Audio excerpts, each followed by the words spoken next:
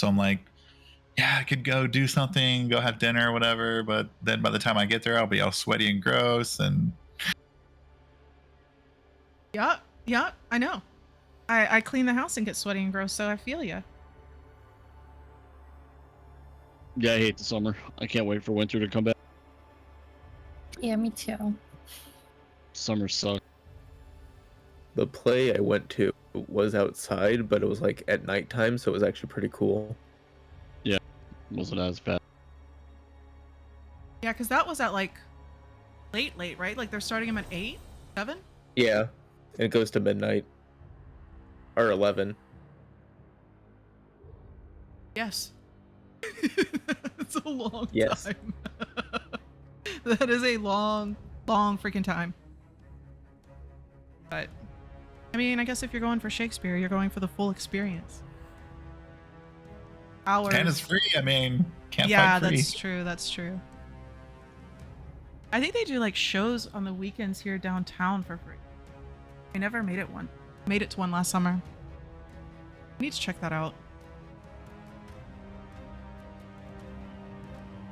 Tim's overlooking Nemu's character sheet. Okay. Well, I've checked in with Jazz. So that's my business checked off. So D&D? D&D? Good? D&D. Yep. Tim's making popcorn. You mean burning it? Yeah. He's gonna take his headphones with him now. You can't say it again. Pretty good though. I'm not a coward. Burning. Burning the popcorn. He just over toasted it last time. It wasn't technically Have you ever considered that he likes it burned? charred. Babe, do you like your popcorn burned? What? I can't hear him. I'm not sure if that's a good thing. Oh, you can see Ari, the blurred background.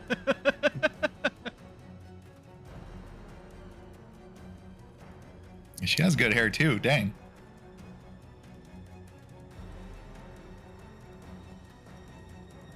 All right, there you go.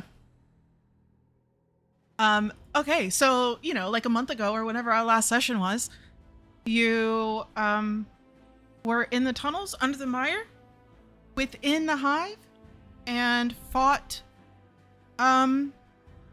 Evolution. You beat him, and when Evolution died, the masked one took advantage of the situation to call upon Jax and try to retrieve or steal the body of Evolution for his own means. However, through some brilliant maneuvers, he was unable to do so. However, Jax remained under the thrall of the masked one and left with him. Now you have retrieved the residuum to from Evolution, which was mainly evocation, psychic, mind manipulation type magics or abilities. And I believe you had talked to the Queen to find out, in Nemo's words, if there were any tunnels that they did not create, to which the Queen had said yes, there were. And Wiggles was going to lead you through the way, of course, after some of the majors and other warrior types of the hive ensured that it was safe to guide you. Now, those who are interested in finding anything within these tunnels that the hive did not create, we will do some rolls. Now, was it Wiggles or Wiggly? I think it was Wiggles. Because there was Wiggles, there was Squiggles, there was Piggles, there was a lot of those. Diggles. Diggles. Yeah. Well, that would actually make a lot of sense. So yeah, there was a bunch of them, but I think it was Wiggles. Now, You are led. Is there anything else you want to do with the queen before you are led away?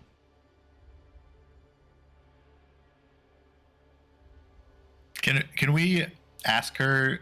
Like, I don't know. Me as a player, I don't know, but as a character, I think I would ask her to like try and avoid the populated areas with her nesting and stuff. Like, try and be a good patron to the people that are in the area to keep this nest out of the way. I don't want to ask them to move, but maybe like expand this way instead of this way, sort of thing.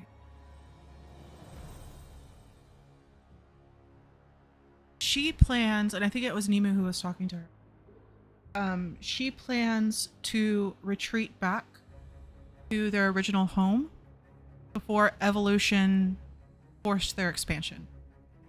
Got it. That's better. That's even better. Yeah. Which was close to this part of Ticknell, but it wasn't encroaching in their areas. And they were, they lived in harmony at some point. She just can't do it right now because there's the matter of being pregnant. So she's got to do a few things before she can move.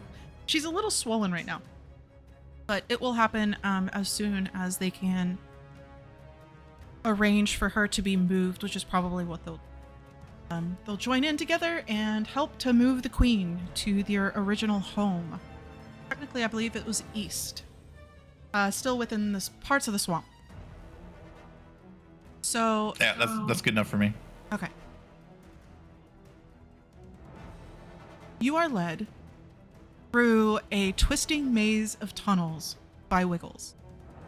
Go left, left again, right, down, where Wiggles, of course, has no trouble. It's clinging to the sides of these tunnels. So you slide a little bit, maybe, have to grip and kind of help each other down in some of these areas. Go down again. And then there's a slow ramp that goes up. Left, left, down even more. A right, down again. However, as you get to the bottom, the last tunnel that goes down, you find that you're no longer standing or walking on these smoothed tunnels from the creatures of this hive. You're now standing on what looks like uneven tiles. You find yourself in a room, what could have once been the sitting room of someone's home. Half of the room has collapsed, but there is an opening to another area. Is there anything you would like to do in the residential areas of whatever this place once was that you can assume has now sunk at least 200 feet under the ground?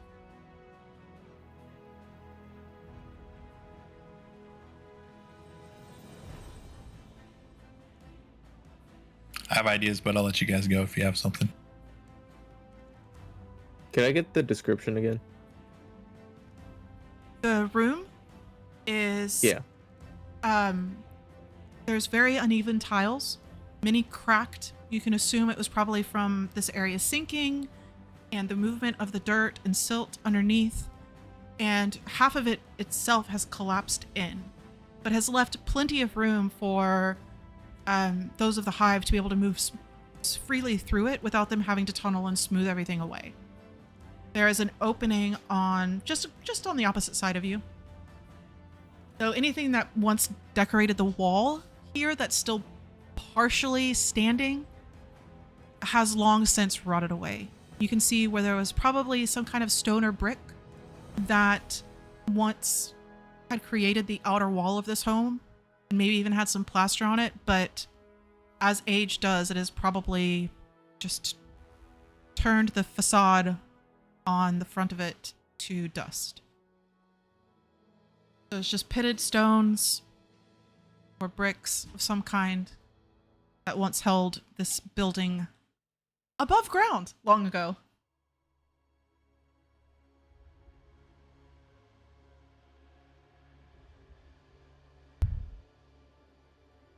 I'm going to approach Soli. Okay. I noticed you got messed up in the head back there. Yeah, I did. I just wondering how you're feeling. Oh, much better. It was a weird feeling though. I don't I think want to I feel. Yeah. think I felt something similar, and you like snapped me out of it too. Yeah. I glad we could help each other out. That was not. That could have ended very badly.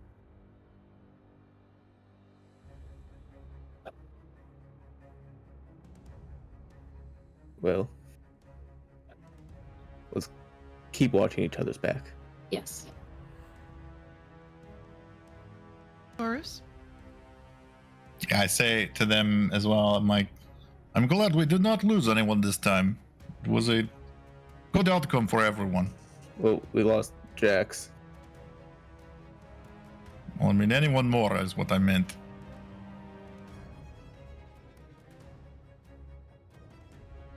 I think Dorus would be like running his hands and feet along the tile, like trying to brush away any dust and stuff, see if he can see any runes or markings on the tile, maybe around a door frame or, crown molding or on the floor itself. The tiles here are very interesting. Now, even being in Ticknell for the day or so that you were, they primarily work with clay and the natural resources from this area. And the tiles themselves seem to be that same ruddy red color as the materials that the artists in Ticknell still use. But within that is a much paler clay that doesn't look like it was purposefully done as far as like a pattern of any kind. But it's just a very interesting, different look that you see, considering what you know about the resources in the area now. Probably wasn't a wealthy person's home, you can imagine. Seeing that you've seen the ruins of the Temple of the First Ones, and those in Chris, and then those where you met Rondon. But, I mean, it's pretty simple, but they're definitely different than anything you've seen before. No markings on this one, though.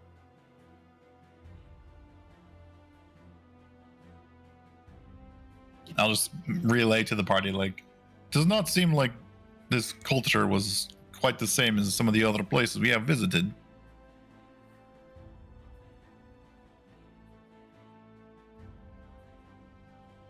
I think I'll just be wandering around, like picking stuff up and looking underneath things, trying to find stuff that's worth anything. If you wish. Something. Also, right now, there's nothing shiny in this specific. However, Yeah. if you wish, you would like to. You can take probably a piece of the tile, just because it is so different to the stuff that you've seen previously, and it, definitely what they're using right now in Ticknell. If you so wish. I'll take. Now, Can I like go up to like wherever the earth is like shown? Mhm. Just like put my hand into the wall, okay. and I just want to like vibe check it. I don't know. You want to do a vibe check? Are we transferring vibe Yeah. checks over? Who knows? Well, I have the stone rune though active. Oh, yes. Okay. So,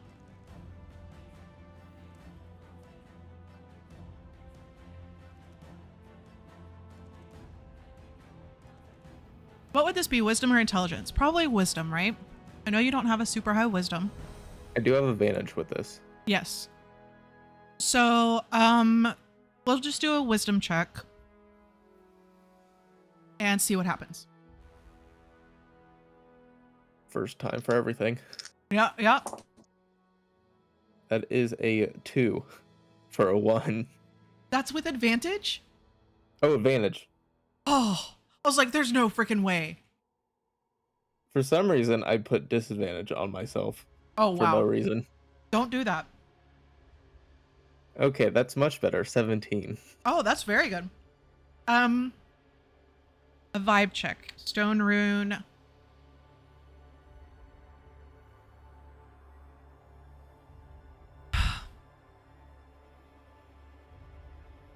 It's strange.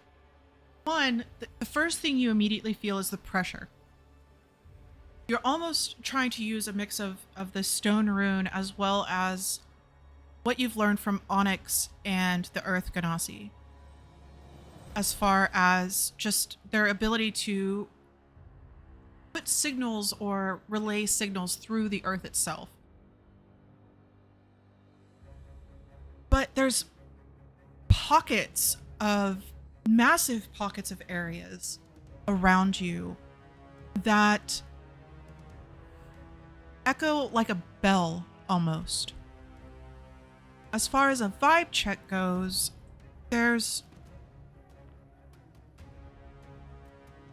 nothing specific in this area that would set off any alarm bells or just any like heightened awareness of, oh, I need to go there type thing. But you can pretty much map out in your head these pockets of emptiness if you wish to tell Wiggles, through Nemu, of course, which direction you would prefer to go. Does one of them seem more interesting than any of the others?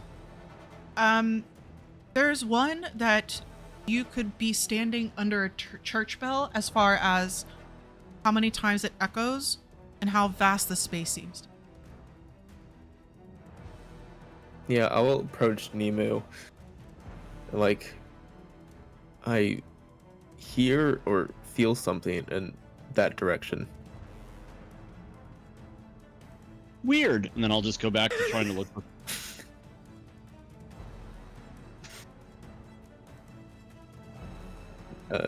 Do you think we should, like, check that out, maybe? Oh, sure. You're the translator. Hey, Wiggles. Wiggles is just randomly climbing up walls. Looks over towards you. Do we want him to dig, or what am I telling him to do? I don't sense a direct path to there or tunnel. So I guess dig. Maybe get Diggles over here too. That's just their names. They both dig. But two of them might be faster. What are you looking for? I don't know. He said there's something over there. You can sense something, but there's no direct path to it, whatever the hell that means. Is it a big hole? Is it a small hole? Is it a bunch of little ones? Is it a tunnel? Does it go up? Does it go down? Where are we going? There's like an empty chamber somewhere over there. Oh, and he said there's an empty chamber somewhere over there. I know he's so specific in his direction. He said, go that direction, there's an empty chamber. There's a lot of empty. Okay, we'll head that way. Okay, thank you. So, What's your favorite thing to eat?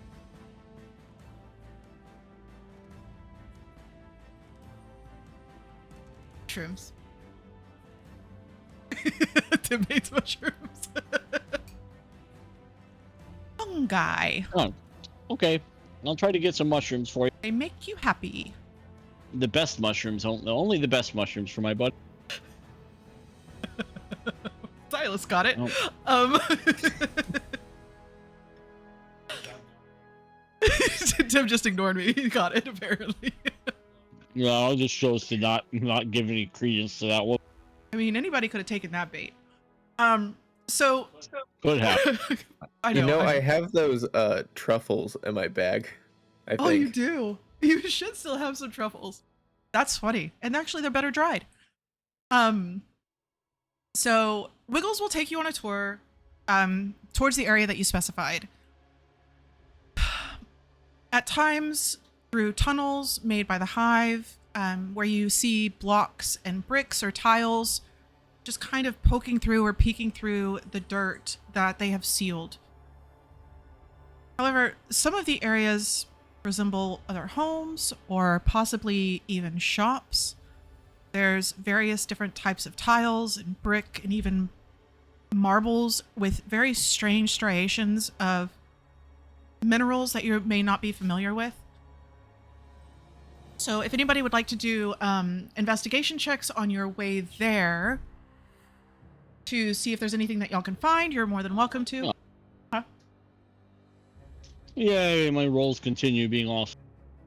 Yeah, Doris is investigating like anything that looks like a bookstore or a shop that has books. Wants to go in there and check out what's in there, if anything. Mm-hmm. I Now, guess I'll somebody wants- investigate like Go ahead. earthly materials. or something Earthly like that. materials. Okay. Very specific, I know. Very specific. Okay, Dorbus got a 14, Nemu an I got a 8. 15. 15, not bad. Sully, anything specific? Not really. I just look for anything like ancient. I'm not sure. Okay. So okay. Roll for ancient. Roll for it. 17, not bad.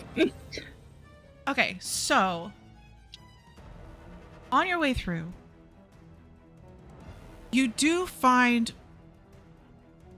for Dorus specifically, something that may have once been either a library or possibly somebody's private collection. Now, mind you, this is old.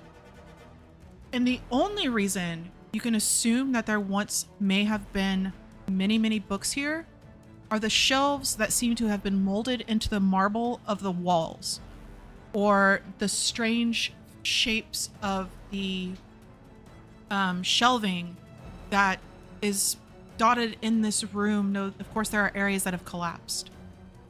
Now, you see a few things that are strange, but after a moment you realize, oh, that makes sense. There's some scrolls that seem to have been completely untouched. There's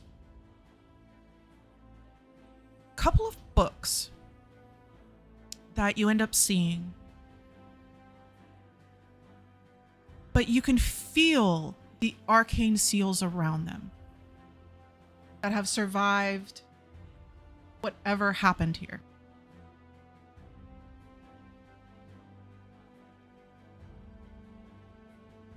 So like everything is decayed and rotted and broken, but these books are like intact. These scrolls are like intact still. Yeah. So you might find, that's- you might see like a scroll case kind of peeking out underneath some roots and dirt that just kind of got tangled up in the roots, but seems completely intact. Another one just randomly within this very broken and partially complete room. And then the books themselves would be also scattered. Yeah, I think I would pause the group for a second and be like, 1 second, and like pull out a little brush and start dusting things off and like making sure it's like safe to touch if I can touch them and pick them up Okay. before I just like go ham and pick them up. I don't know what that entails. Like, I don't have anything that will help me with traps, but Okay, so Nemu has an archaeology to help you with anything, to help you dust everything off if you need any assistance.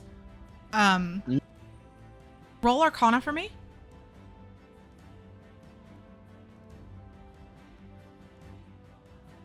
The scrolls don't seem to have any kind of protection on them as far as a trap of some kind, though the books are questionable.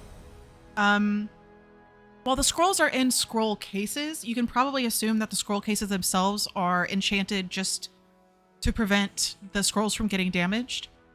The books are layered in protection, but it doesn't seem to be protection from touching. It just seems to be protection from opening. got it.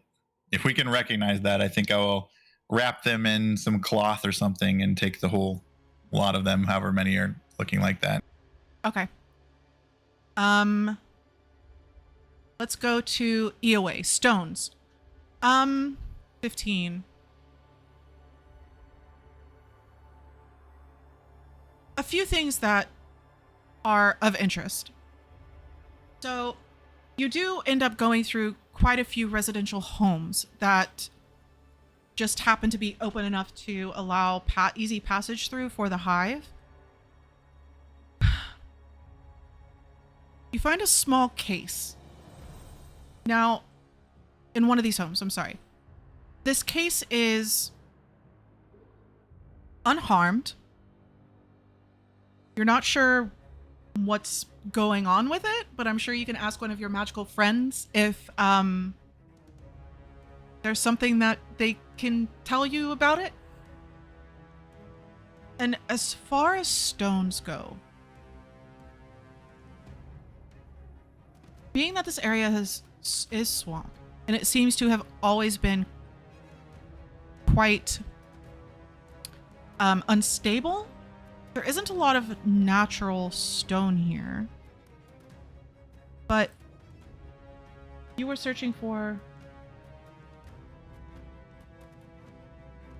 Oh, I was just with my digging buddy. Your roll... Oh, that's right. Your roll was shit. Oh, yeah, I'm always just investigating, looking for fun historical things and Chinese. You end up spotting a few things, EOA, besides this box. You're looking for shinies. Yeah, I sure am. There's... Remember those stones from the collective library that were created by the Shalebinders? With the strange striations. Like the recording stones? Yeah. Oh. How they just look different than anything that you've ever seen. You find one of these. However, as you... It's not very big. It's about that big. And as you pick it up and turn it over, you realize it's some sort of symbol. Roll history for me.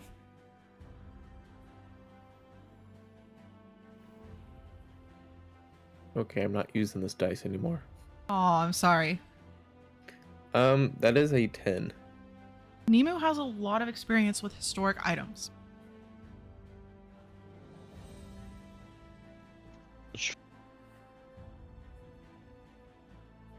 Hit the wrong button if you want to ask Nemu for help. Oh. Is he currently digging or searching for stuff? I'm just, yeah, like rummaging through.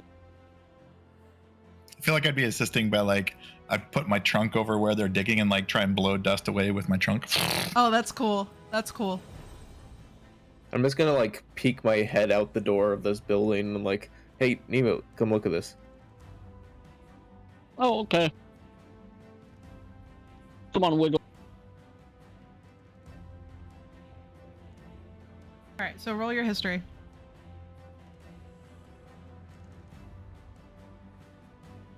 You motherfucking bitch ass dice. I have a +9. I know, I see that. I'm sorry. We're just gonna get these rolls out of the way. No, you're getting these rolls out of the way because I can't handle this tonight. I made a whole fucking thing. I made a list, okay? I need y'all to get through the list. We need. And then I would rolls to imagine make the list. DC. I would imagine the DC then was a 10. Is that what it is? I mean, it's either that or we just stare at the walls. I know, for the I next know, 3 I hours. know. His dice is going to dice jail. Roll a 2 and then a 6. As Nemu, as you're looking at, you have a vague memory of seeing this symbol in Wolfden Falls. So you aren't exactly sure what it represents. Okay. It would have been on that area right outside where you entered the Anchor of Waters area. when you went into that vast ocean seemingly out of nowhere. It was in one of the depictions on the walls there. Okay, can I like kind of trace it or do a rubbing of it or something like? You can take it with you. It's just like a little medallion size. Okay, yeah, I'll take. As EOA, you're looking through all of these things, and I want to show it to Soli too when I get the chance. as you and Nemu are trying to figure out exactly where you saw the symbol and what it could mean, Dorus is also digging and helping to just assisting everybody in a way. Soli, you find some interesting things. Do you take the box, by the way, EOA? Oh yeah, I definitely opened that. Oh, okay. I'll get right back to that. It's full of teeth, by the way. Yeah, it's full of teeth. The previous owner was a dentist. So for some reason saved everyone. Yeah. I mean, that's something the dentist would do, those creepy fuck. The only problem is teeth degrade over time. I mean, do they? Oh, that's true. They find him Not as as, That's true. skeletons. not as fast as bones, but they do degrade. Yeah. Yeah. Anyway, I'm sorry. Solely questions about teeth. All the teeth questions. You're looking just for old stuff. Yeah. Now, as you're moving through these buildings, you're starting to see a strange pattern. It's almost as if every group of buildings that you pass through has the same patterns in their tiles, same colors in the tiles. And then you go through a tunnel dug by the hive, a longer tunnel, not between the buildings. And the colors and the pattern within the tiles, and maybe even some of the stonework that is still there, subtly shifts. As everybody's kind of moving things aside, you get the feeling that this area was divided while also being a single city. What that division could be, you're not quite sure yet.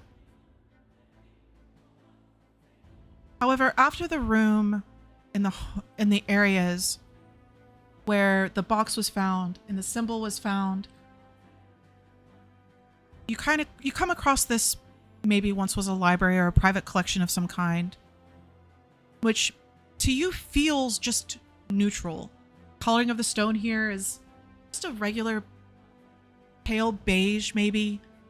There's nothing notable, so you would probably assume that this would be a shared area, so most likely a library of some kinds. And you just kind of move ahead of the group, following some of the soldiers that are ensuring your safety. And you end up in another area, where here everything is tinted just slightly violet. The pattern in the floor changes. But wherever you are and what the city may once have been, we're a little bit more showy of what what either they believed or what their differences were between the other peoples. And in every, I guess it would be fourth tile, there's a symbol etched within the tile itself. And some of these walls are a little bit more intact. And whoever's home you're in kept a lot of very interesting rolled fabrics that don't seem to have decayed. As you step over, do an Arcana check for me.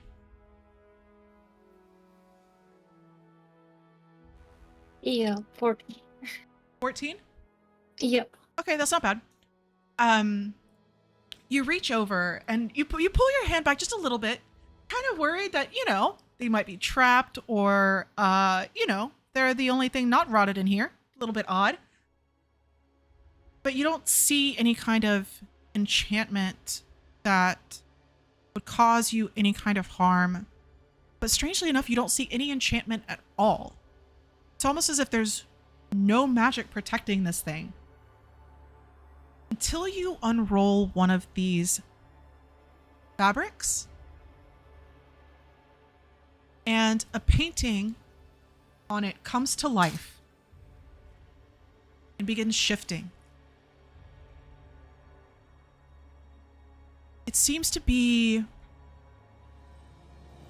some kind of ritual, or not in a bad way, but maybe even some kind of celebration that these people had. But it's very reminiscent of what you went through as a child. There's a lot of people dancing and singing, but this time it's underneath the brightest sun, probably on a summer solstice, and the light is playing through the trees in a beautiful manner, and everybody seems incredibly happy. As everything just kind of shifts, you see a subtle hint of arcane symbols within the paint itself, which you can assume is probably what keeps it protected from age. There's a few more things that you'll find along the way, but we'll get back to that. Anyway, the box. We're just gonna open it, crack it. I have no care for traps. Okay. So you pop the box open. I need you to make a dex saving throw for me. Yay! Yay! I knew it was gonna be trapped, and I did it anyway. Dex? Yeah. Save? Yeah. Well, that's gonna be a 25. Oh my god. So as are you with him? Probably not at this point. Maybe? I think he said, "Come look at this," and I was kind of like following Nemu, right? Yeah. So I thought the box was in a different room. Oh, okay. it probably We moved. was. It probably was. So as you pop it open, a cloud of dust just erupts from this thing. And you quickly just kind of drop it and move away. Anybody in the vicinity will sneeze a few times. However, there's no ill effects as you were able to save from the dust, but, or whatever this could have been. After the air clears, you kind of look in the box to make sure there's nothing else, and you see where there was like those little popper things that you hold and you pull the string and little streamers come out? Yeah, there's like one of those kind of just worked on the inside so that when you opened it, whatever was in that dust popped open. But there's a bracelet within this box. There's a ring. There's a hair comb. There's some needles that are the length of the box, which is a little bit strange. And some really beautiful uncut gems just settled within. This looks to have been shiny. This looks to have been somebody's personal treasures. Can I take off that popper thing, fill it with dirt, and just like spray it in Nemu's face? Yes, you can.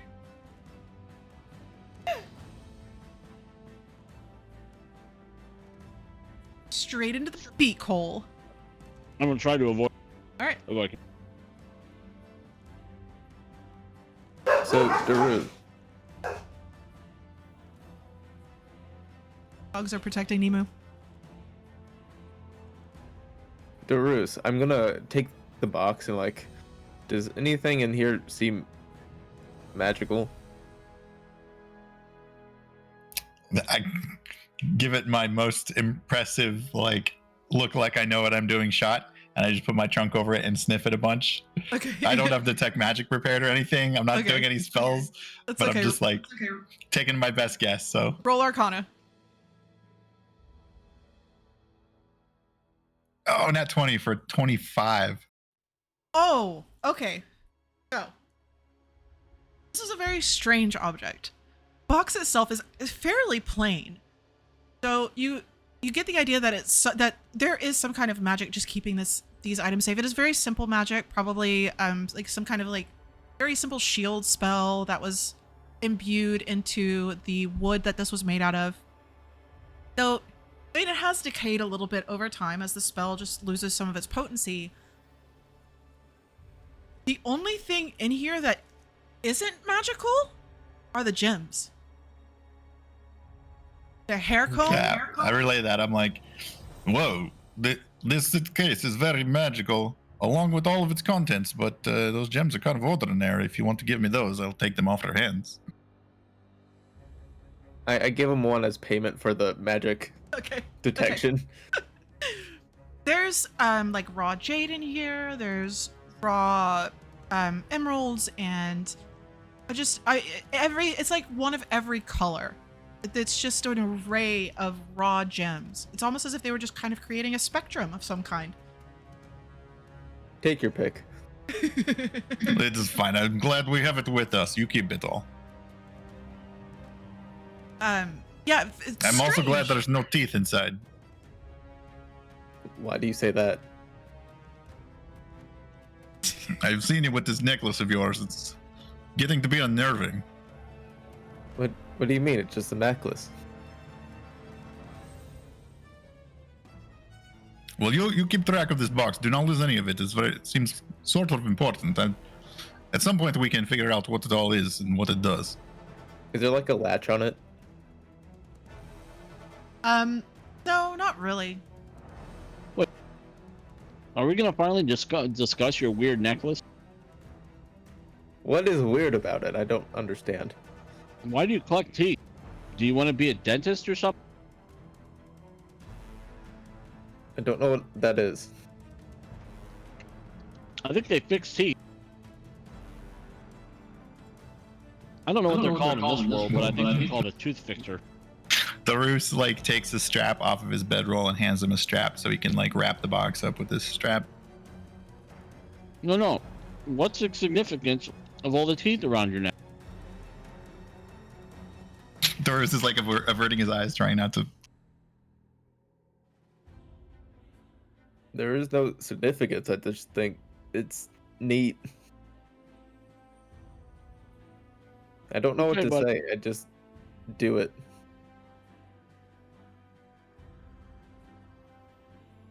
Are you like compelled to? Well, if I was compelled to, I wouldn't know if I. Do you think there's like a spell on you that's like forcing you to collect all these teeth? No spell on me. Did you collect teeth in the past?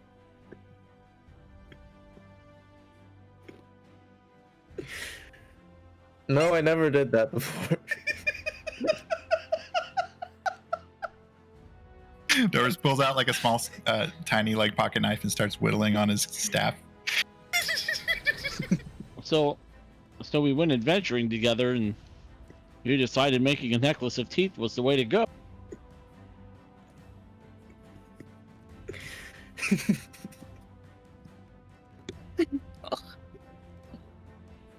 Gosh. Your laugh is contagious. I just want to say. I'm muted. I'm sorry. No, just seeing you laugh Look at this too. face. I'm not laughing. This is not a laughing matter.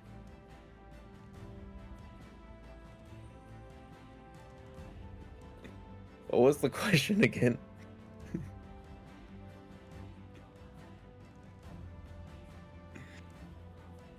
Well, no, I never collected teeth before, but I don't think it's weird or anything. Does it go back to your tribe? I don't know my tribe. Did your mom and dad collect teeth? I did not know them.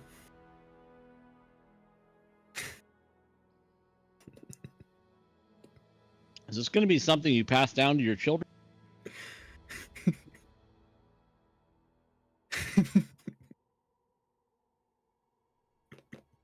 Oh my gosh.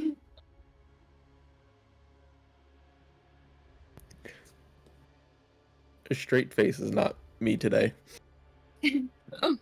Yeah, so with all that's going on, Yeah. I'm gonna be drawing the symbol and the arcanic runes that I'm seeing in the home. Okay. There are 4 more of these scrolls, or of these strange. They're scrolled like see a magic scroll, but it is a fabric that has been painted. There's also a few other things that you find during your specific. Yeah, thank you, Soli. During your specific investigation, you find what looks like some kind of pack that has lasted through the ages. You find a scattering of coins.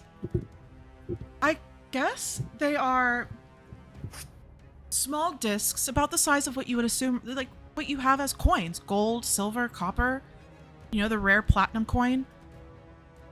However, these are crystal and perfectly clear.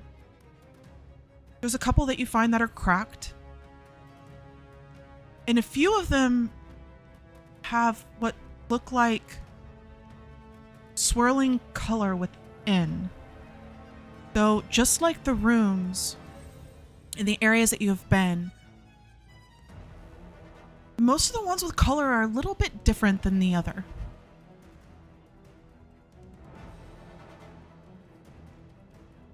So you'll have your pack, these strange coins, your 5 scrolls, and yeah. Did you want to open up the other scrolls? Yeah. So you begin putting. Do you want to put stuff in the pack as you walk? Yep. Okay, so you start. You're just looking at this first one, just trying to understand all of the different symbols that are within it. And every so often you'll pull it down and you're just, you kind of see this pack and you grab it and you place the other 4 within. As you're still studying the first one, you see some of these strange crystal type coins randomly scattered. There's some other things. There's broken stones that may once have been part of something that you can't really depict. One of the walls in one of the buildings you're able to make your way through doesn't look to have been degraded at all, but there's nothing visible on it. It's just a pale color of an orange. So you're just kind of looking through, just trying to process everything.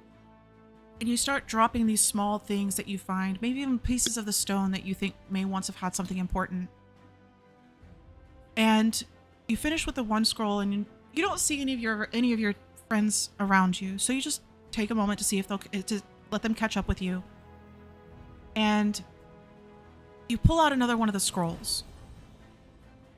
Now, as you pull the scroll out of the pack, you realize that you dropped the other scroll in, and you know you've dropped some other random bits and bobs in there, but there's nothing in that pack, even though you just grabbed one of these scrolls. Okay. So you open up this other painting, and on this one, roll a D4 for me. A D3. D4. Two. A 2. You see a being that looks to have no specific shape. Though you know just by seeing it and the way it slightly moves on this painting that it is some kind of being.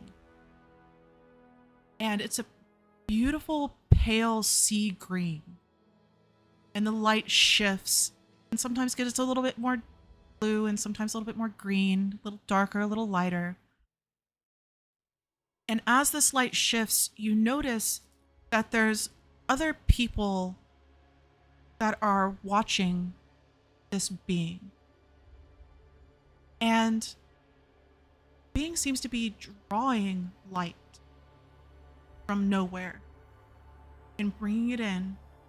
You begin to see them weaving and continuing to weave until you notice that this has got to be one of the spectrals creating the weave depicted here.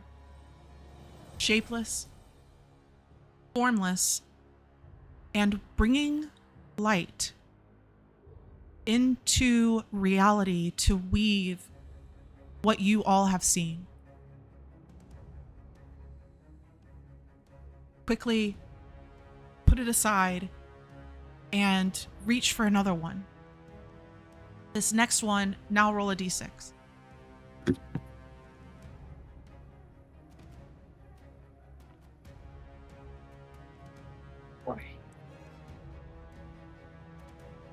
This next one, almost the same type of scenario, but this time, instead of people standing around them, they're floating.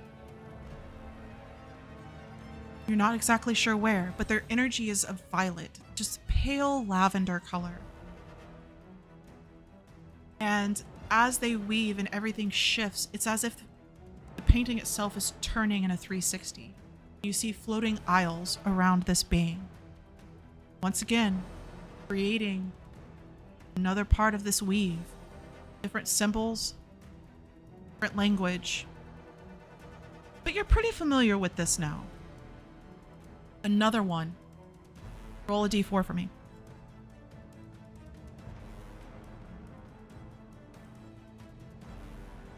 D4. Hold on. Okay, 3. This time, you're in a vast world of water within this painting.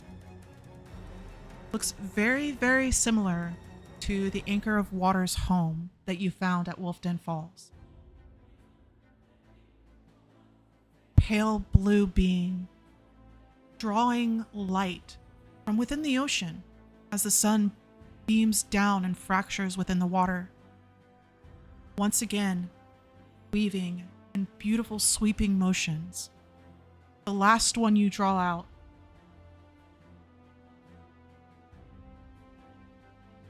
This being is perfectly white, light. And as this being gathers up all the different weaves of light, you see them grabbing the strings that are being woven. They start turning it into the tapestry that lays over Avonvon.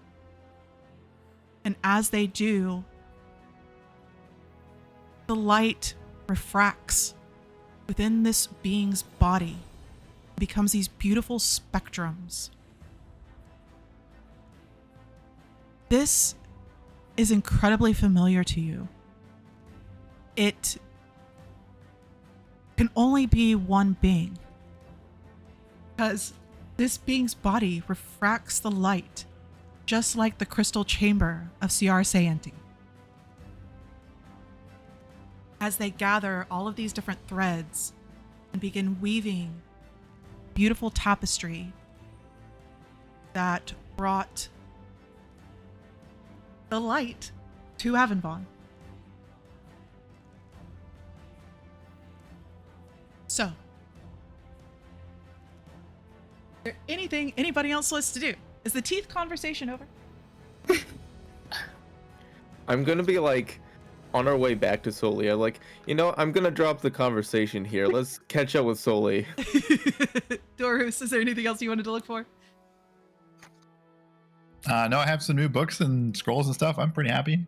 Okay. I mean, unless we can find more of the similar runes and things on the walls or something that looks like a temple or anything like that, I don't think he'd be too interested.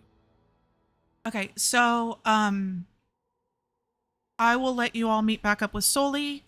Now she's kind of gone on her own little expedition here, so she'll have a little bit more information for you, Dorus. but I want to give Soli the chance if she wants to share what she saw with everybody. Yeah, I'm just. I was She's in probably shock. just like sitting there watching. Yeah. Yeah. Got this piece of fabric rolled out in front of her, probably on the floor. It's not small, but it's not massive, you know. So did I ever get to show her the little rune that I found? The little. No, this is the first time y'all have met back up. Hey, look what I found. Can you make any sense of this?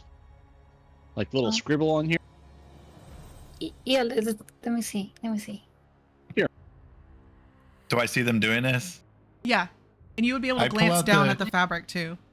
I pull out the stone they gave us to like record our own stuff and compare it size and shape wise, or like design wise, maybe.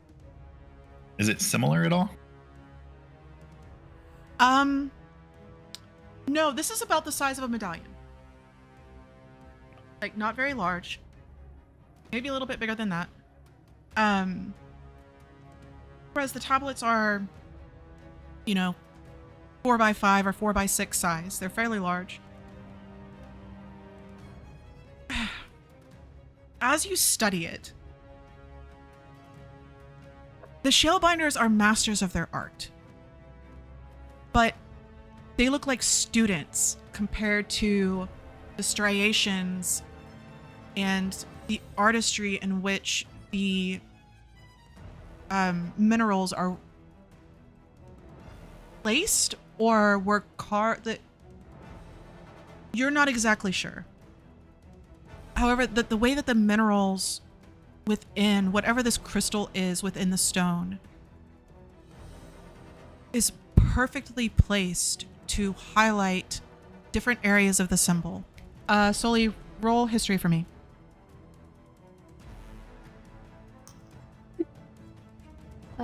2 + 1. A 3. Okay. You're not sure what the symbol is. Yeah. However, so there is one of these paintings as Soli and Nimu and Dorus are looking at this symbol, trying to get a closer look at it. So the painting is on the ground if anybody happens to look down. And you will see C.R. Sayanti weaving. Well, C.R. Sayanti presented themselves to you in various forms. Apparently,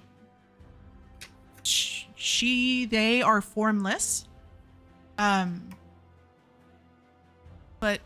there could be no other being that you could even imagine that would have the same properties as the crystal of her chamber.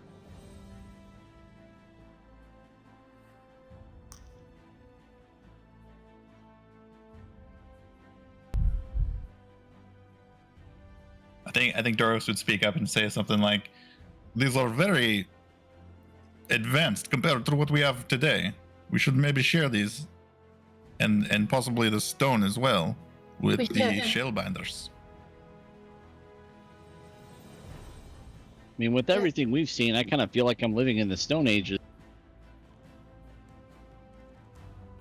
compared to the way people before us lived. Yeah, Valid. for real. Like, these scrolls are in pristine condition. Like, it's insane. You know, every time we release more magics, it gets crazier and crazier. So it makes sense that before all these magics were restricted, things were way different, very different.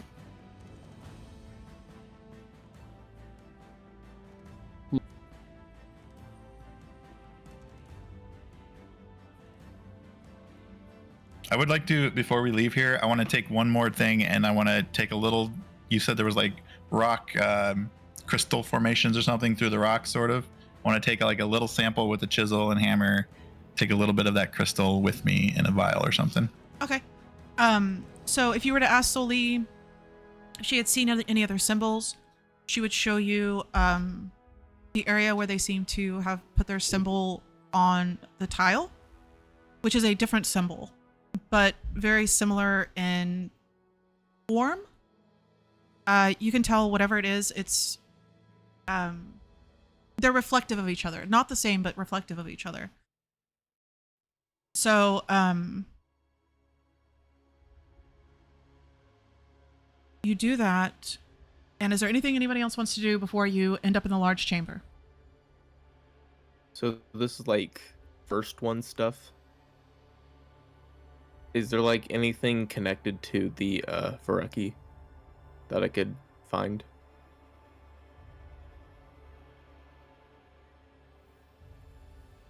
Unfortunately, not.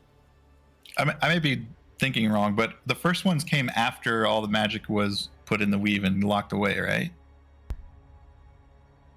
No. The first one's locked the magic away. Yeah, the first one's locked the magic. Oh, okay, got it.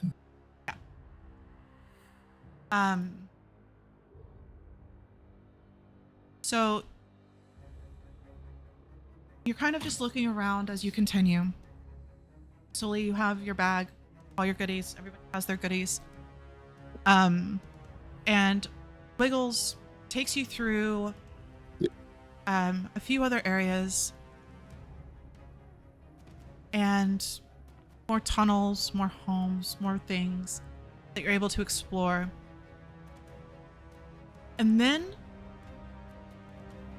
out of one of the tunnels of the hive, you step into a vast space. Here, there's no leaking moisture, no roots, no broken tiles. You step onto a floor covered in small mosaic tiles. Now, for quite a few feet from where you step into the center of this vast room, the tiles themselves are white. No color, no symbols. Though you see further in that there's color, there's depictions within these mosaics. You look around, and in a strange contrast to the vast amount of color and some kind of depictions within the center of this room that you haven't quite made it to yet,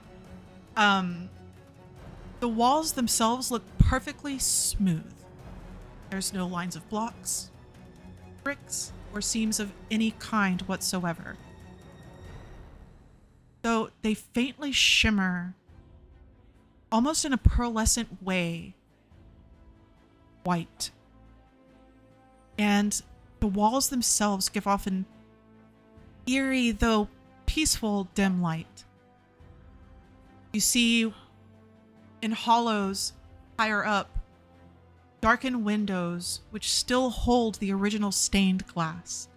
So it's kind of hard to see exactly what they are, as there's probably dirt and mud and clay stuck on the other side of them. There are no pillars to hold up the vast ceiling, which is another intricate mosaic of stars and constellations traced in platinum. So, you have found the chamber that Eoway found or noticed in his vibe check. You begin to walk forward. So, a couple of things. We can each roll an investigation check. Or we can have two teams and two people roll with advantage. But if everybody is kind of like wandering off and looking at their own things, that is okay too.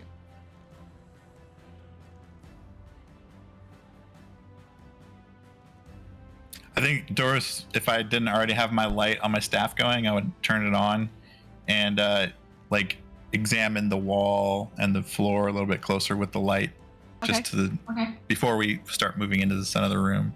Okay, what Like, exactly are look you looking for? Does it react to the magic of the light? If I actually trace, like not trace, like touch the staff to the wall and drag it a little bit, does anything happen, or does it react? No.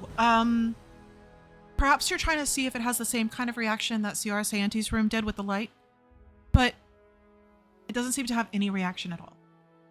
But at the same time, it also doesn't seem to reflect it.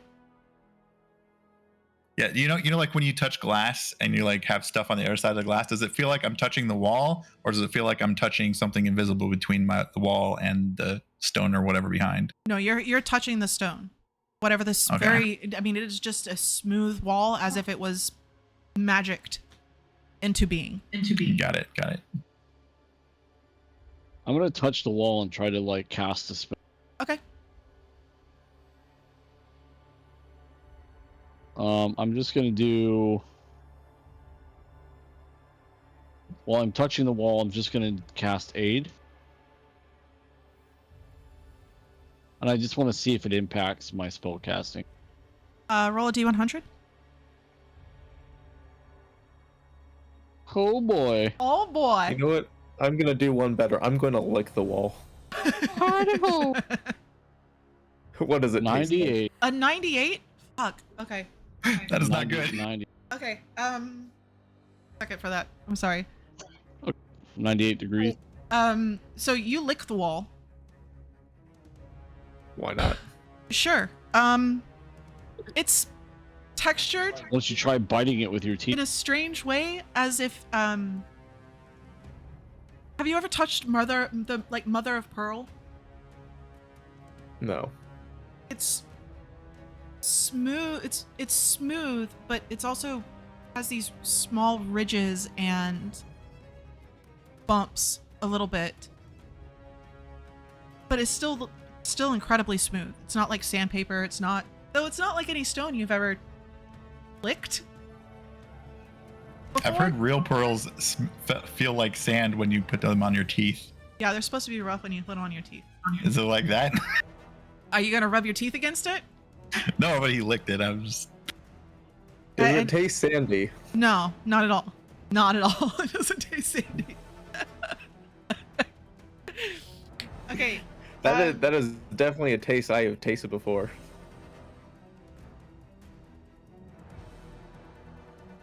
So as you cast your spell, the spell itself completely dissipates before it would even have the effect, even be able to take effect on even as simple of a spell as Aid on the wall. And a peaceful voice just floats within the room. Welcome to the Hall of History.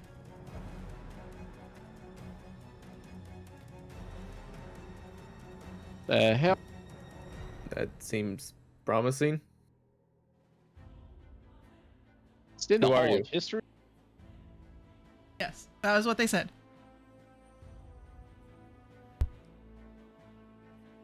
And what is your name? The Keeper. That's it? Yes.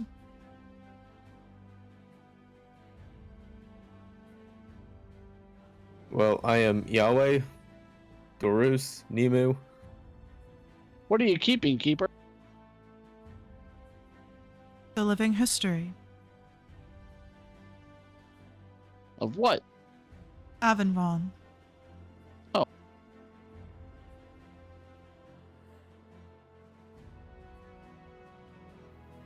Is it like, are we in the Stone Age here? Just comparatively, you know? Sorry, I don't understand your question. I'm guessing they only know what they know from their time. They've been underground for No. many years. It's unfortunate. The living history, you said? Yes, living history. In what way is it living? History is created moment by moment. I archive those moments that change the path of Avenvon.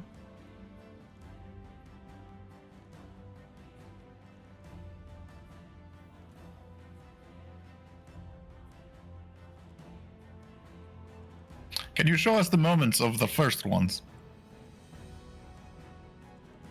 The first ones. Sorry, I don't understand.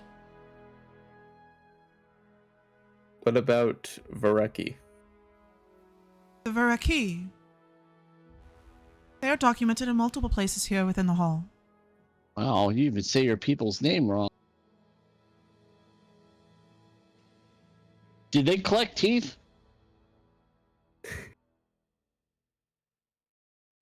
It was not a point that changed history if they did. Fair enough. It wouldn't change anything, I guess. Just make you a weirdo. I don't know what's weird about it. You'll come around.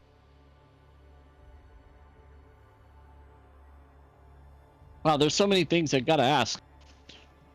Can you wait? Can you tell me where the dragons are? I've got a little one. The dragonkind are at their home, in their own realm. I do not keep track of their history. Can you grant me some sort of power? Only that of Power. knowledge of the history. Oh, knowledge is power. Got it. What about the creation of the weave? Do you have any information on this? That's a good. Yes, it's in the 5th ring. Can you guide us to this 5th ring? Walk towards the center, you shall find it. As you begin walking towards the center,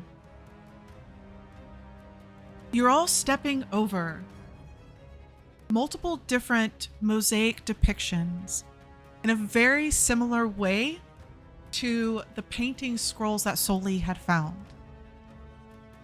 Now, these are not quite as animated, but they do shift just a bit as you walk over them. And about what you can assume would be 5 rings out from the center, you see a mosaic that's slightly more illuminated than the rest. As you walk towards it and look down, you see what you can assume would be the spectrals, all gathering light, stop motion type of way.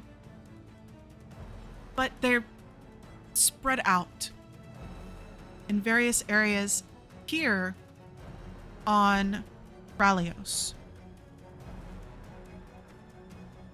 And the image almost shifts.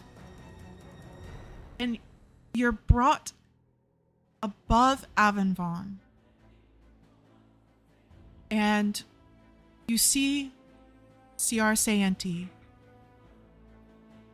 drawing this energy up as the light is gathered by the spectrals, pulling it together and weaving it in the ways that you have seen.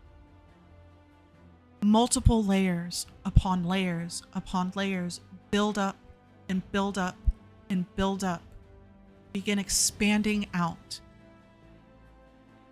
It is a slow process, but it is beautiful to watch. Something about the weaving of light and the feeling of peace and prosperity that you feel emanating from the process. That is just incredible.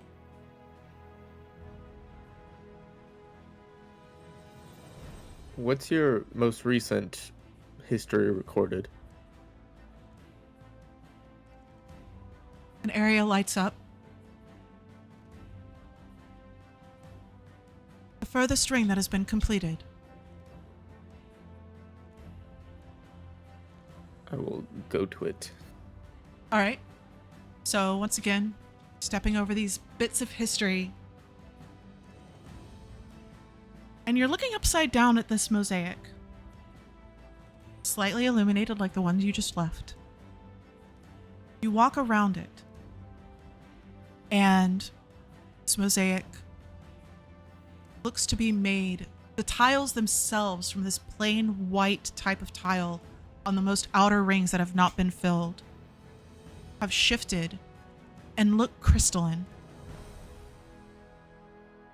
Within this mosaic, see that being made of this pure white light, gives off fractals, small little glowing thing next to it. And as the being just kind of gestures in a strange way as shapeless beings do, you see 5 people before them. I Crystal knew it. spires. How many rings are there? Many. There is a lot. There is a lot.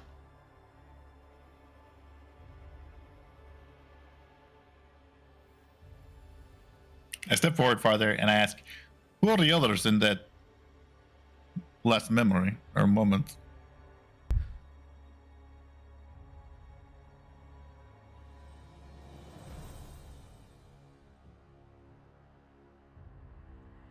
I don't know if they have the answer. They only have like broad, like They have painting very memories, broad. right?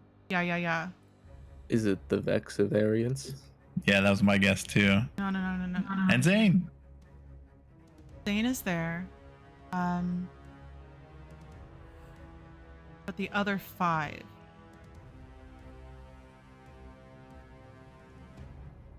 If it like focuses into clarity and it's just us standing there in this painting, I'm gonna like lose it. If you get closer, and it is a mosaic, and just watch as different things happen in that stop motion type of way. You see Zane, you see CR Santee disappear. You see this little light move over to each of the standing people. And as this little light does, hands a package over, shifts just enough so that each of you can see your individual mosaic. And then right before you all leave, shifts back to the beginning. I believe that CR Santee referred to you all as a group as something, and that's what I'm looking for.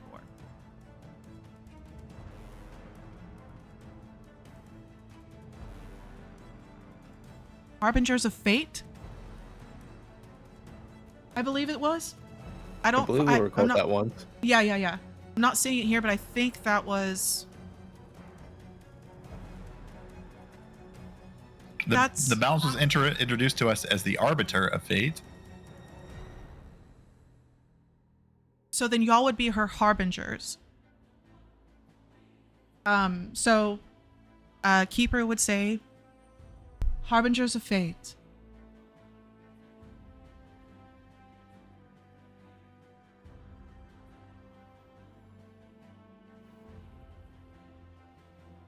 I know we're dealing with like fate and stuff, but anyone else get like a creepy feeling about this? I got a creepy feeling every time I'm around you, man. It's the teeth. One is a crazy place. I mean, time and magics and realities are all fluid here, I feel. I kind of like it.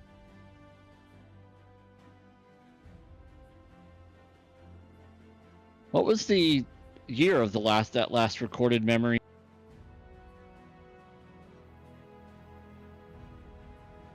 I believe you were referring to a scale of time, and I don't have any conception of it.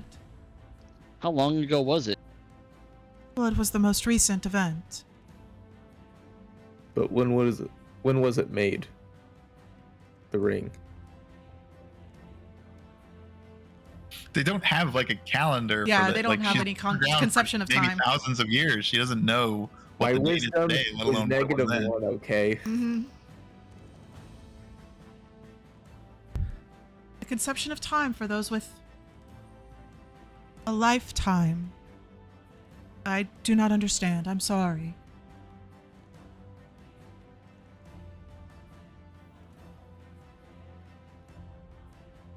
Do you have any memories on the beginning of the weave? Why the weave was chosen to be created?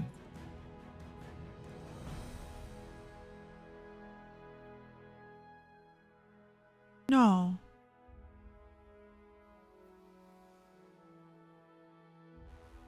What about the balance? When was the balance first seen? Do you have memory or a moment of that? Balance. Yes. The inner circle.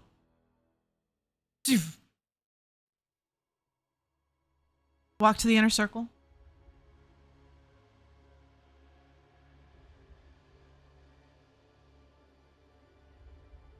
Oh no, that's to Carlos. So you walk to the inner circle. Now this is a massive area within the very center of this room. And within the center is a picture of Avenvon, or a mosaic of Avenvon. So it is roiling like you would assume a planet in the beginnings of its life are. Hovering above it is that brilliant white presence. There are 3 others in the colors that Soli is at least familiar with: the pale green, pale lavender, and the pale blue. Other beings that have no form. And then surrounding, as everything kind of rotates, these 4 stay within view. But as Avenvon rotates, you see there are 6 others surrounding the planet, and they seem to be different beings. They have a little bit more form than Balance and the other 3. But it's alien. It is not something that you would perceive as anything that you're familiar with. Not in a bad way, just different, as if they haven't quite decided on their forms yet.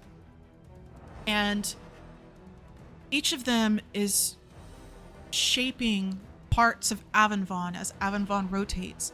And they all seem to be working together to mold the planet you all call home.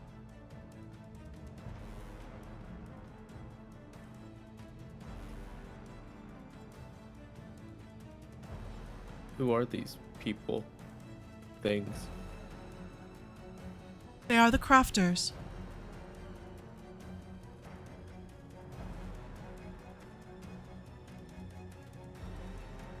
Are they like gods? I suppose those of a material plane would perceive them as such.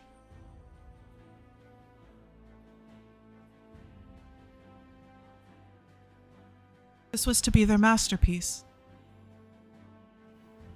Do you have any memories of Carlos? Carlos.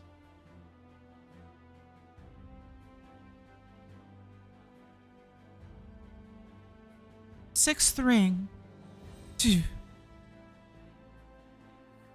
And as you walk over, you see, after the weave was created, this would be in a period of time that each of the scrolls that you have read from the anchors has been referred to in many different ways, but this was the downfall of the masterpiece.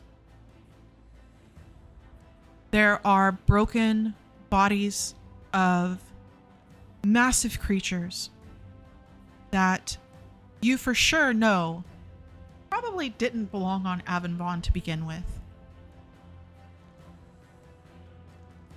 Some of these strange beings that were earlier circling Avenvon as it was being created, laying amongst these bodies. And crawling over the bodies are a few people. One of them is incredibly long, tall, lanky, face covered.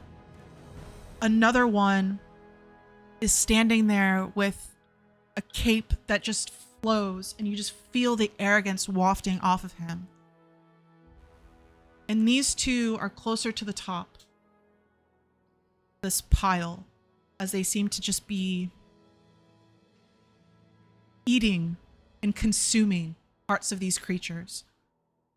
And around the bottom and different heights, you can assume is probably those that are least powerful to the most powerful, are others that are doing the same thing and consuming parts of these beings from other planes, and even some of the molders, the crafters of the planet itself. Now, which one is to Carlos? I'll give you 2 guesses. Arrogant one or the slender one? The arrogant one, the slender one's the masked guy. Ambrosi? The arrogant one, the arrogant looking one is most likely to Carlos. And you fucking nailed that on the head. Amaska? The masked one. Oh, the I slender thought it was dude. like a new name I'd never heard of. I was No, so the confused. masked one. So it looks like they're working together, or at least know each other.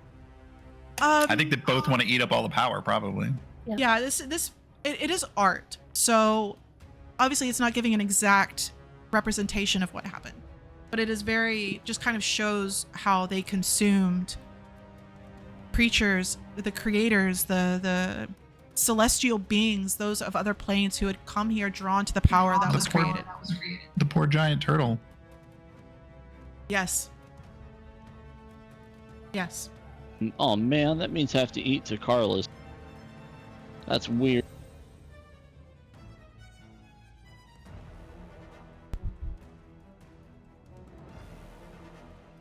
Well, at least he's not an owl. It's not cannibalism. That's all weird. No, I'm just kidding.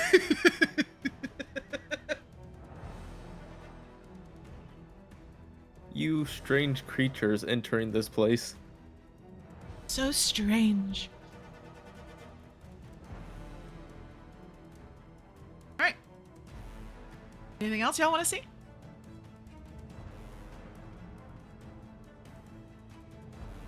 I want to ask it, do you have any history on our group or the group before us, the Vexivarians?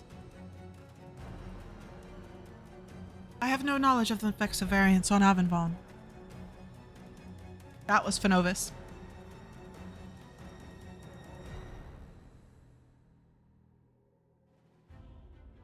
Are there more of you? Keepers of history. I'm so sorry. Keepers of living history. Yes. Do you know where? There is one other located here on Ralios. And the others are located on different continents. Redundancy. In case I am destroyed, the others may keep the records.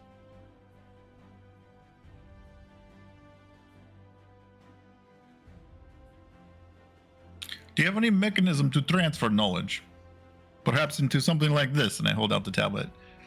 I would like sort of abridged history that you can put in as much as you can in this.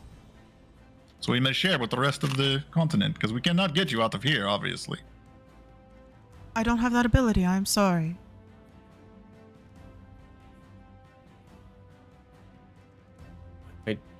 It could probably take years to like record everything down here, wouldn't it? Yeah, I was trying to just ask for an overview that we could share, but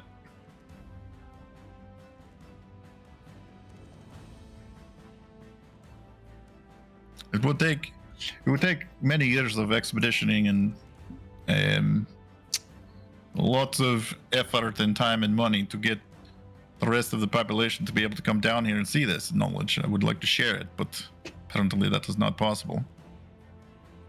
Well, maybe once all the bugs clear out. Perhaps that You could be final favor from them to help us dig a tunnel that, the rest of Avenvon could use. Could you show me like images of the world when the weave was complete and at its full strength?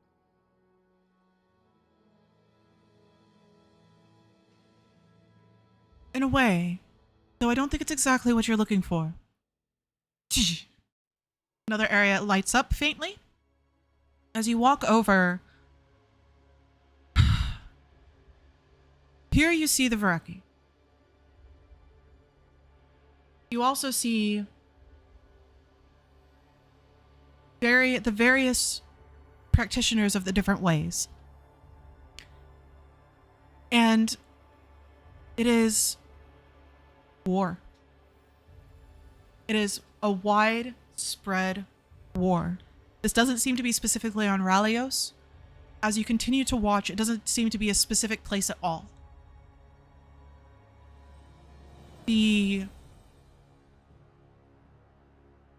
You see people being killed, slaughtered, with no way to defend themselves from those practicing the ways. Some of the ways are trying to protect them, but being as you see the strength of the weave, it looks much different than what you are all used to seeing. It is as if it is a magnet to light. Dragons are fighting. Beings of unimaginable power are raining death upon those below them.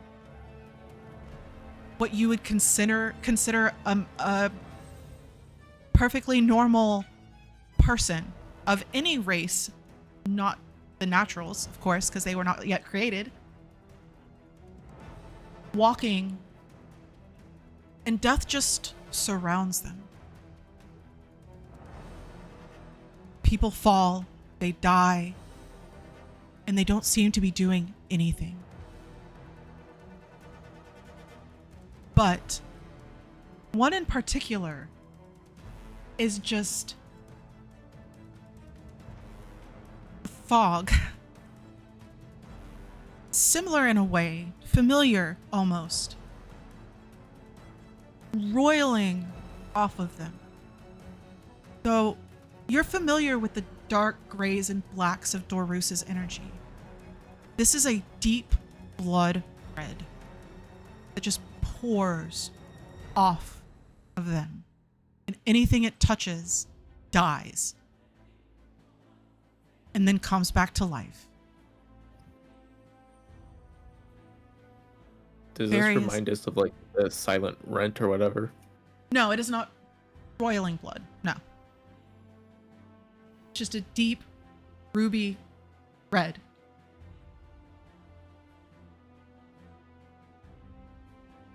But the weave itself,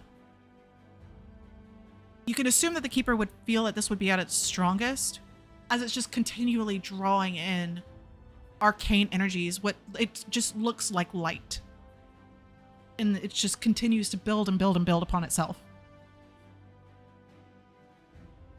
As soon as I see that red thing, I crack my staff on the floor and I speak directly at the crystal if I can. Like, do you recognize this? Who is this?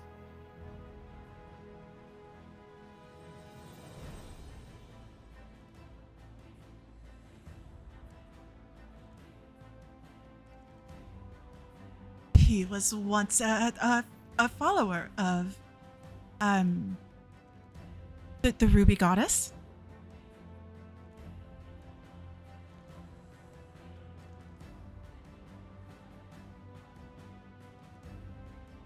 Perhaps foreshadowing, yes? Yeah. What were you going to say? Could this become my fate someday? I don't believe so. You would have to devour a god for such things. And I don't believe there's any left. Unless, of course, you become one. We are on a crazy path. We don't know exactly what will happen.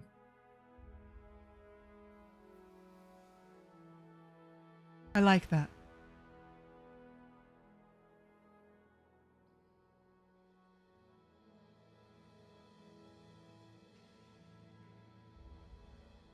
Well, it seems like the gods get eaten a lot, so I would not want to become one.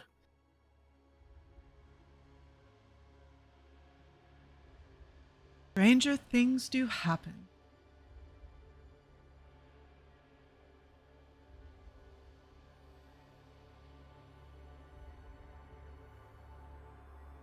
Is there any other specific areas of history you guys would like to see?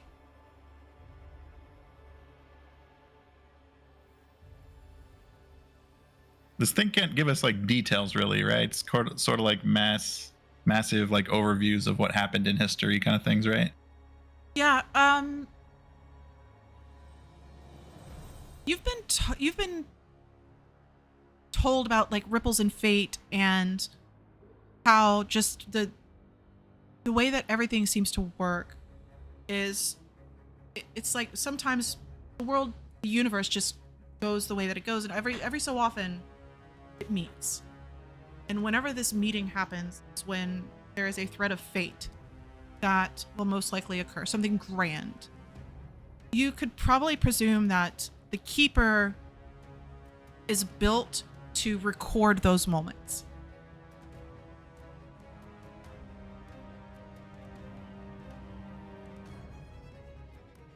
Yeah. I want to probe it to like ask it if it has any recording or memory of what's happening to the weave now, to see if it can tell how we're affecting the weave at this, like, in modern day. I don't know how to ask that, but Well, the most current one is us. presumably else, yes. What's the ring before it? Okay,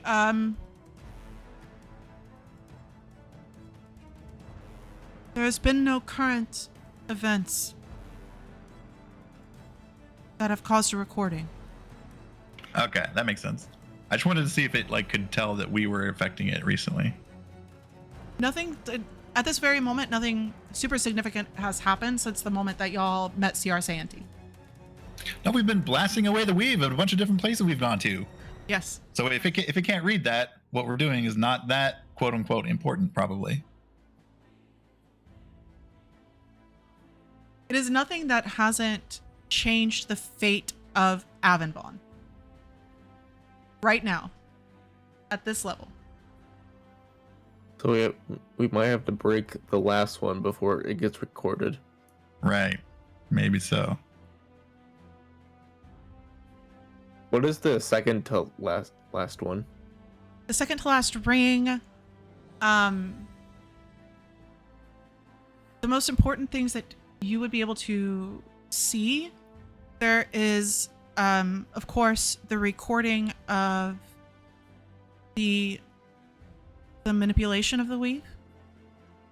There's going to be a series of events. The manipulation of the weave to stop the influx of energy. That caused a huge twist in fate on Avonbon. There are, you see in this series, there are the singular mosaic as it kind of shifts and changes. The balance and the three anchors working together to constrict the weave, even removing parts of the threads themselves, trying to break it apart, but they couldn't break it apart completely. And within this, you kind of see how these massive creatures that were once tearing across this land fall from the sky if they were flying, or weaken and get buried by those that they were killing in various different areas. You can assume that these are probably the devourers that CR Santee had referenced. And I believe both of the spectrals had, or the anchors had referenced as well. These great devourers, these great creatures falling finally and stopping their tirade against the planet itself. And then after that, there's two more panels of significance. One is the the recreation of Avonvon, and the evolution that was pushed. The second, Rise of the animals, baby. yep. So we're like the first event in like over 1,000 years, probably. Yeah. The second one, after the creation of Avonvon, or the recreation of Avonvon, is an image of an incredibly slender person, their face hidden, standing over, with like a shepherd's hook, shepherding 4 planets. One undeniably Avonvon. But as you watch, it's as if they're moving sheep. Just gathering sheep from one planet next to the next. So all these people that we've met, like the Carlos and Rosie, they all consumed. And Rosie did not. Okay. You know that for a fact. So I'm just paraphrasing. What I think I'm saying is them when all the other races left Avonvon to go to the other planets. Is that right? No. The last No, planet okay. in this depiction, because this is after Avonvon has been recreated. This is the opposite direction. This is a shepherd moving creatures from one planet to the next. And then finally on Avonvon.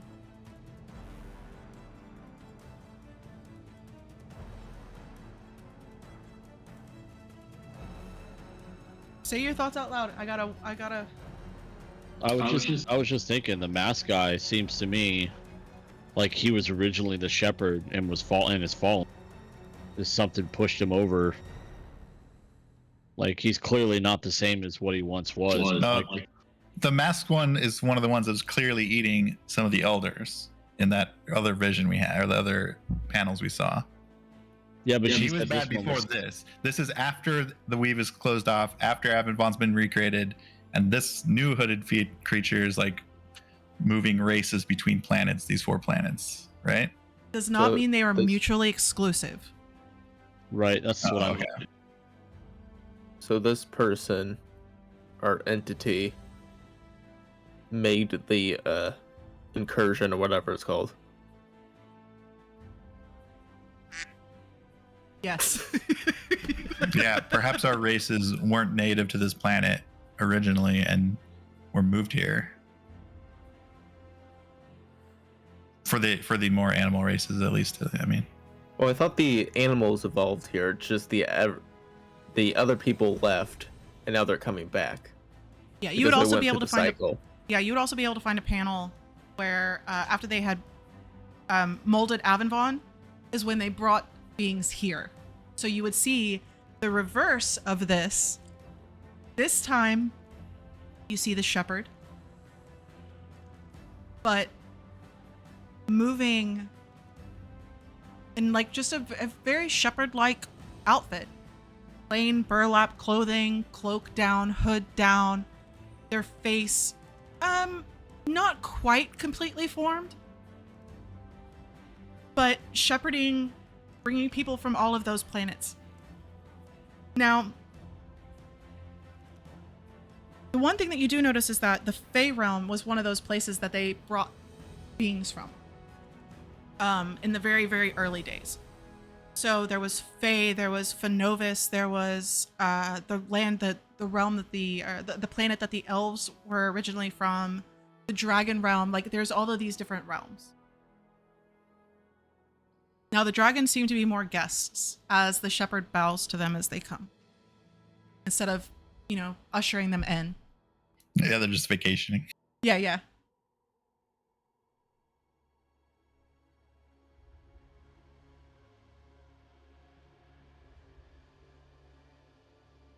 So let's take a break. I thought I had planned this perfectly, and I didn't. I'm sorry. Let's take a break, and we'll come back, and then have like questions or areas of history that you might want to watch. God damn it. Are we asking too many questions, or the dumbest questions, or like where are we No, you're ahead or asking the behind, correct or what? questions. You're just asking more than I had expected. I had a list of like, Oh, okay. moments in history, but y'all are doing a beautiful job of putting it all together. So there's just more for you guys to find out. So yeah, break. I'm gonna get my ice pack.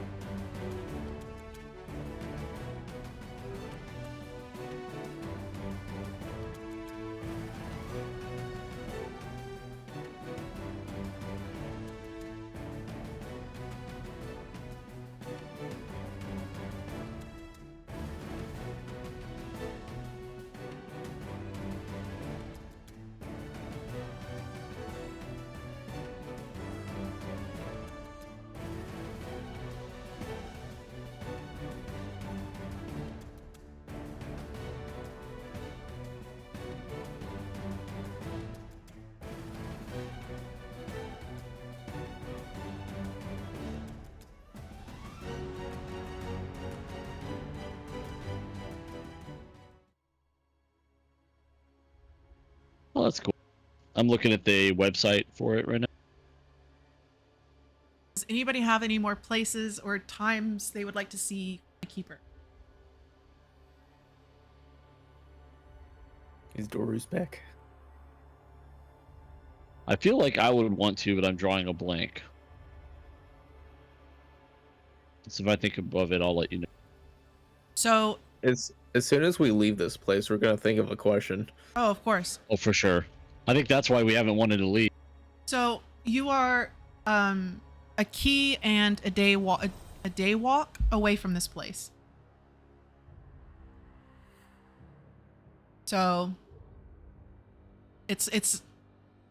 it's far on a map, but it's technically not far because of the keys that Dorus has.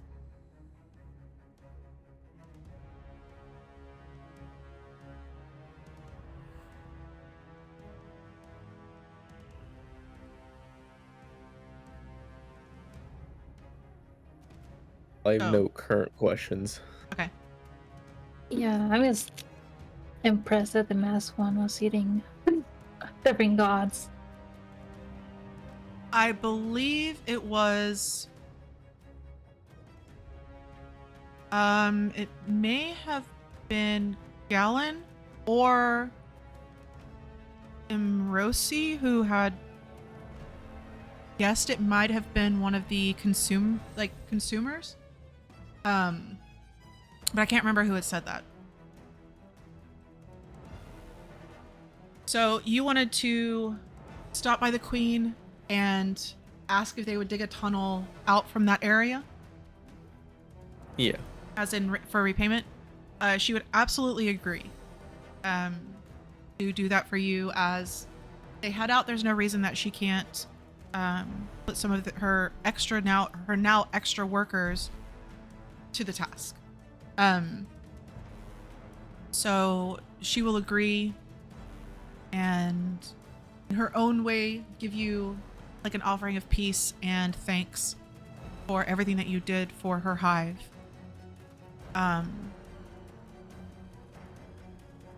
Now,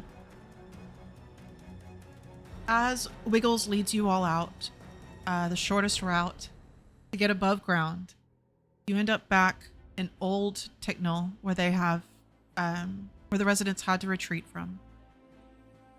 The walk out of the mire is a vast difference from the walk in. There is no longer a constant feeling of being followed, no lingering threat awaiting you in the shadows that made your skin crawl as you had entered. You leave with greater knowledge of the first ones, artifacts, peace of mind that the hive will be retreating away from Ticknell. But you also leave without Jax and whatever the emotions of his actions have caused. I know Nemu was very upset, Trader. Oh, I had a feeling that. Yeah, you saw Since- firsthand. Oh yeah, so I'm not surprised at all. So as you get to Ticknell, it's been a while. It was a long fight to get there. You were underground for quite a while within the ruins, and pacing, in a way, as a pseudo dragon would, kind of flying from branch to branch. Nima spots you all coming back to the town, zips over, circles everybody's head, plays with Soli's cloud for a hot second because she gets distracted, and flies over to Nemu, nuzzling you under your beak. Welcome back, Nima. We missed you. I haven't gone anywhere. You guys left, and we've been left here, and there's like, where have you been? You're all a little bit, yeah. Y'all look great. Where's Jax? He's gone. Oh, He was a little bit of a traitor. Yep, pretty much. oh. Not dead, gone. Apparently. Do we all hear this in our minds, or just? Yeah, you know? yeah. She's talking to everybody right now. Yeah, apparently his past caught up to him, and He was really good at playing. I mean, I caught on to it. Sad. I'm not sad at all. One less person to share the Chinese with.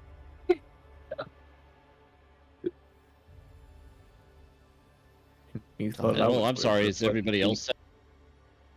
I'm not. Oh, see, Sully's not sad. How about you, Doru?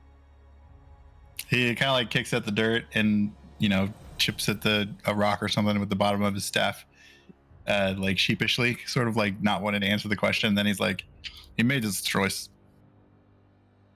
Really? I don't agree with any of you. Oh, okay. Yeah, but you carry around teeth for a necklace, so Nima I don't know how much a crazy lizard's opinion matters. Sorry, bud. will dart over So Lee, toward Darus and just kind of Yes. wrap herself around your neck.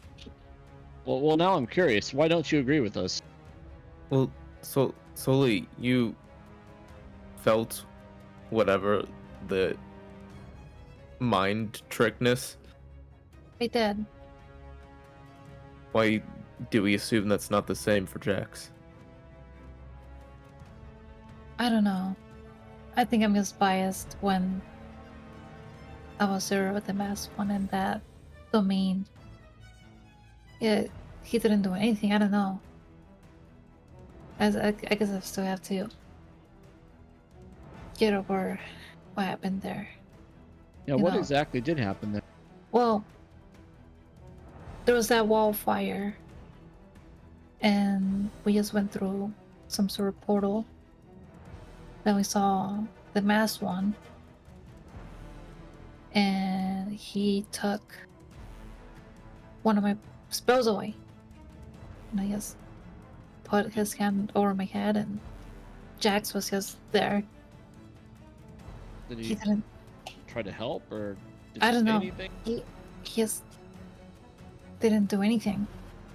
He was just there, watching. So I don't know. Maybe he was in a trance. But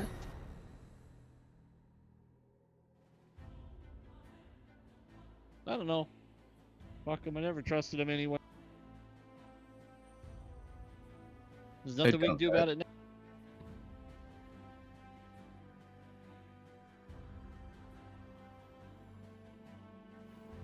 I don't think you mean that, Emu. I mean, never had any reason to really trust him. The same could be said for all of us, really. But I the don't only know. I thing we trust can all do, you guys.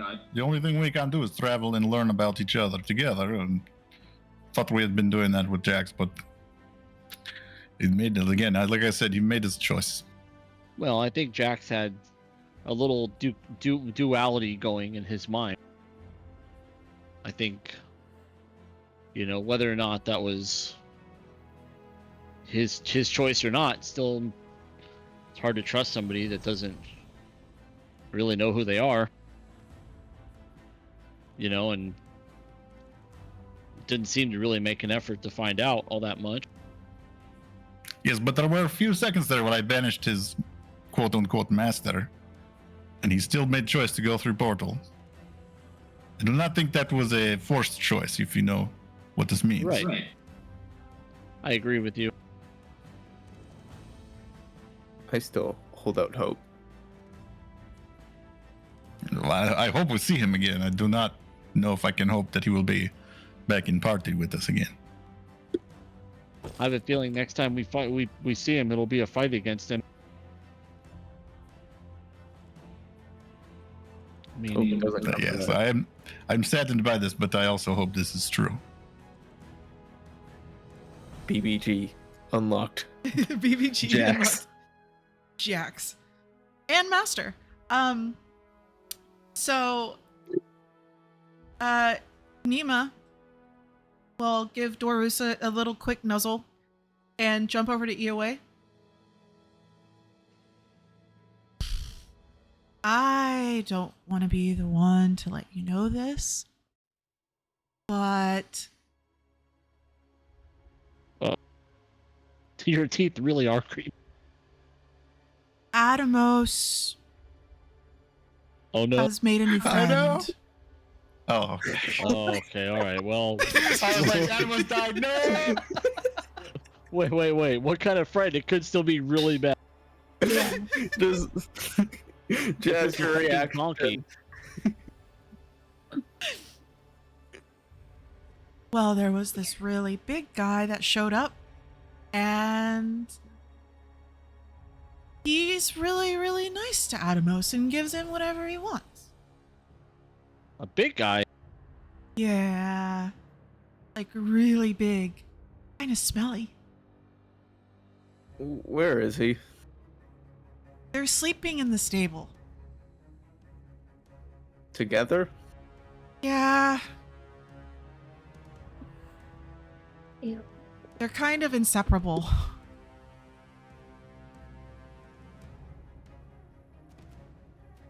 So- okay.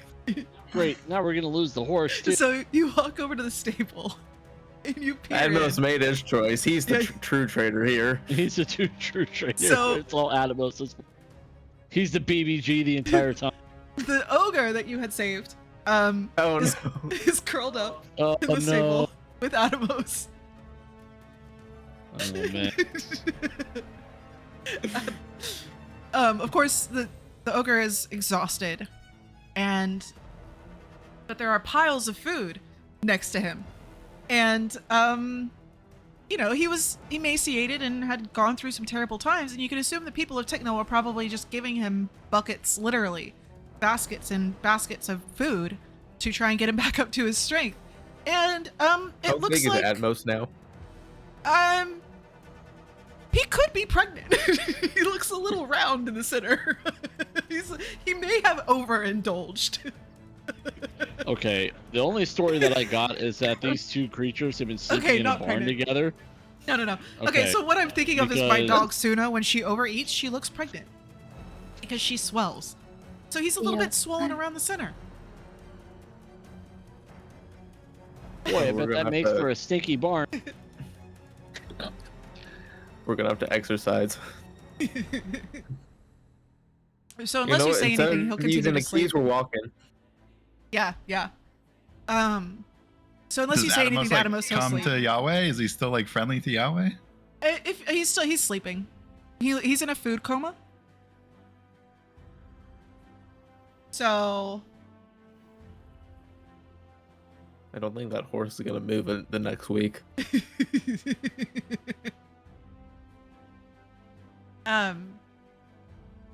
Nima suddenly darts off. Be right back. And As we observe the horse, can I ask Yahweh? I'm gonna say, how did you meet him? Is he more attached to you, do you think? I bought him in town, and we just been together for years.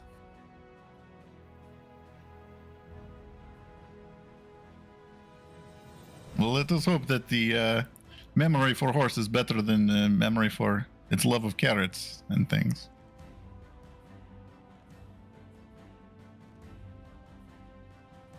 How dare he betray me?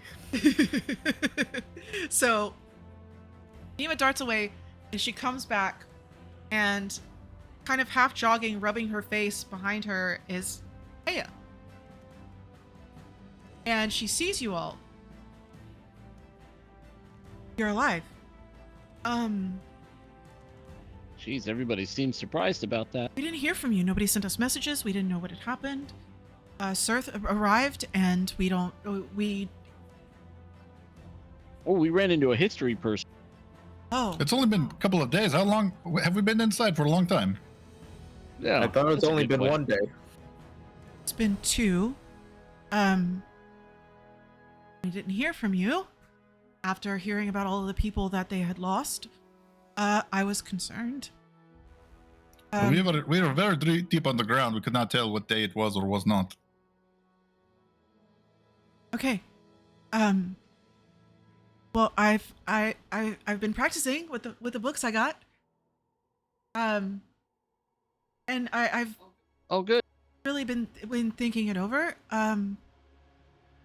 She kind of straightens up and like tries to straighten her robe. I want to go on an adventure. Oh, well, there we go. We've got an adventuring party right here. Yep.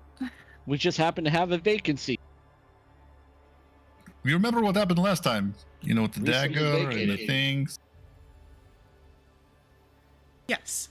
But I Hey, wait, you're not crazy, are you?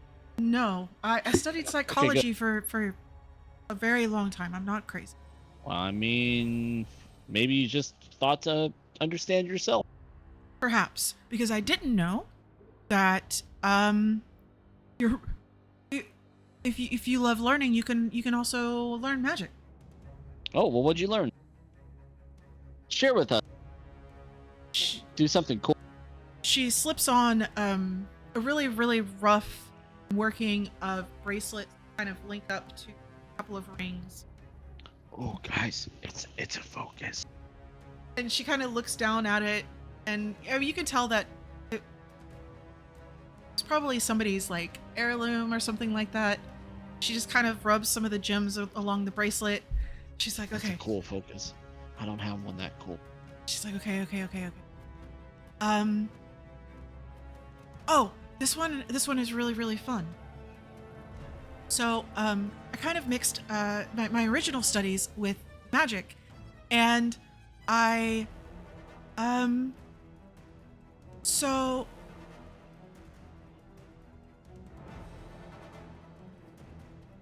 I once saw this very tiny baby rabbit. And as she begins speaking, she moves her hand. And a tiny image of a baby rabbit just kind of forms in the middle of everybody. And Ooh, I'm gonna make a rabbit too and kind of push it over there to play with the baby rabbit. it Yeah, me seems too. so lost. And as she does, she's like, oh, we can change the story. So it seems that she's using her ability to manipulate what people see and hear into her magic. As far as like the psychological aspect goes. Oh, Um, well, that's interesting. she just kind of tells the story, and you just feel yourselves drawn into the story, wanting to believe that this rabbit is real. So yeah, she's been practicing. And now- Can I, Mhm. during her story, can I want to say under my breath, kind of like Jmirti, and I want to thaumaturgy the noise of a rabbit like munching on grass or something. Like,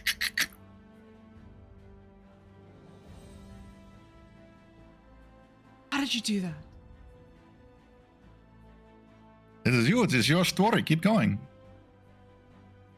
Yeah, I'm just gonna try to change my animal to like match her story, so we're all doing like a group illusion story together. Yeah, we're like That's trying how- to Yeah, we're same trying to here. enhance her story. Yeah. Yeah, that's what I'm kind of doing. I'm trying to like add to her story with So she mine begins too. talking about this lost. It's a way into the group. It's we're having a So she begins telling the story about this lost baby bunny, and how it had found a bed of clover once you made the crunching sounds. And as it was eating the clover, tiny little toddler skunk appeared and curiously poked out at the edge. She's going to tell the story of Bambi. And the skunk and the rabbit and Bambi. Wow. So 2 hours later. 2 hours later. It'll be Yeah. a short story about how 2 hours in the most boring story they ever all made. met within this field of clover and became fast friends. It is beautiful though. What should I? Okay, what animal should I be in this? I don't know, you got a baby deer and a skunk. The little Kinda singing fun. birds. The little singing birds. Oh yeah, the Oh birds. yeah, I could do the birds too. Yeah. Yeah, always just now sleeping in the barn next to it. Atomos. Yeah. He's a little bit more cushy than normal.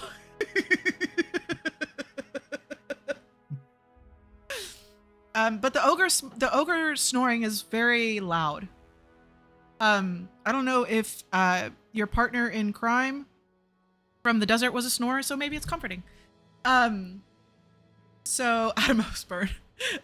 So she'll finish telling the story, and there's some other stuff I've been working out, but I think it might hurt people, so we're just going to leave that until later. Okay? Now you have an evening or an early morning. You can finally get a long rest in if you wish. Wait. I give Oh, her like a God. slow clap at the end of the story. Oh, And I'm like, this is good. You can travel with us if you wish. You definitely have been working on your skills. Yeah, we'll try to ease you into it, so you don't get murdered. That sucks. There's no daggers. don't wanna die. No daggers at Yeah. all. she gives like a little bow. She's like, I'm truly excited, and I hope I don't slow you down. Nah. Yeah, no more than we hardly do ourselves, I believe. Okay. Yeah, we Don't just worry, kind of fumble Atmos will around and slow it figure down things now. out. Yeah, Atomos will. Same with the giant dude that he's sleeping with. Atomos this follows giant anybody with joining- food. That's true. Is this giant joining us now, or what's happening? It's not giant, it's an ogre, right? Yeah. Ogre. Druck or it Drew? is giant. He'll be too scared to leave the mire. Maybe we Yeah, he should could go. save you. Maybe we should go tonight while he still sleeps, so we don't tear him from Atomos. You could. You could I probably make your really way. want a long rest, so I'm like, Yeah. For real, dude. I've had no spell slots for so long. Okay. So, yeah. well, and EOA is still sleeping. He's sleeping next to Atomos. That's so cute. oh, okay, yeah. Then we have to wait. Um, Is this the time we have a house in, or is that's Chris, right? no, that's Gornshin. Oh, okay. That's like a but- day's travel, isn't it? Yeah. But there is housing here for you. There's like a large, kind of like a longhouse on stilts, where Kaya is currently staying. There's extra rooms if you want to rest, grab something to eat. It's just a stew that's kind of been kept warm over a dying fire. Nice. Nothing fancy, but it is sustenance. It's food. So you were able to get a long rest. Sweet. God bless that long rest. Do you sleep in the house, EOA, or are you sleeping in the barn? I'll probably pass out in the barn. Okay, so you wake up first to Atomos' snoot on yours as he's just snorting as you breathe. It's like all the way in your face, and he's just giving you I cannot- eyes. I cannot say this was the first time Yeah, no. this has happened. And as you kind of come awake, he jumps back and does like this little happy dance, and then he remembers that he's a proud war horse and stops and looks at you with a look of indignant, how dare you leave me behind on an adventure. And then he kind of tilts his head and starts sniffing your pockets. I guess I have that box that I'm carrying. Okay. So he starts sniffing everything, and like you open the box and he digs his nose around in it. Of course there's nothing in there that he can eat. But you smell weird. And he's just kind of giving you a look and snorting at you. And then he looks over to the baskets that are still overflowing with food. And you see one of them fall over, and out comes the beetle that Nemu's been carrying around that somehow got left behind. And an apple just kind of rolls out. Atmos looks at the apple, looks at you, looks at the No. apple, No. shakes his head,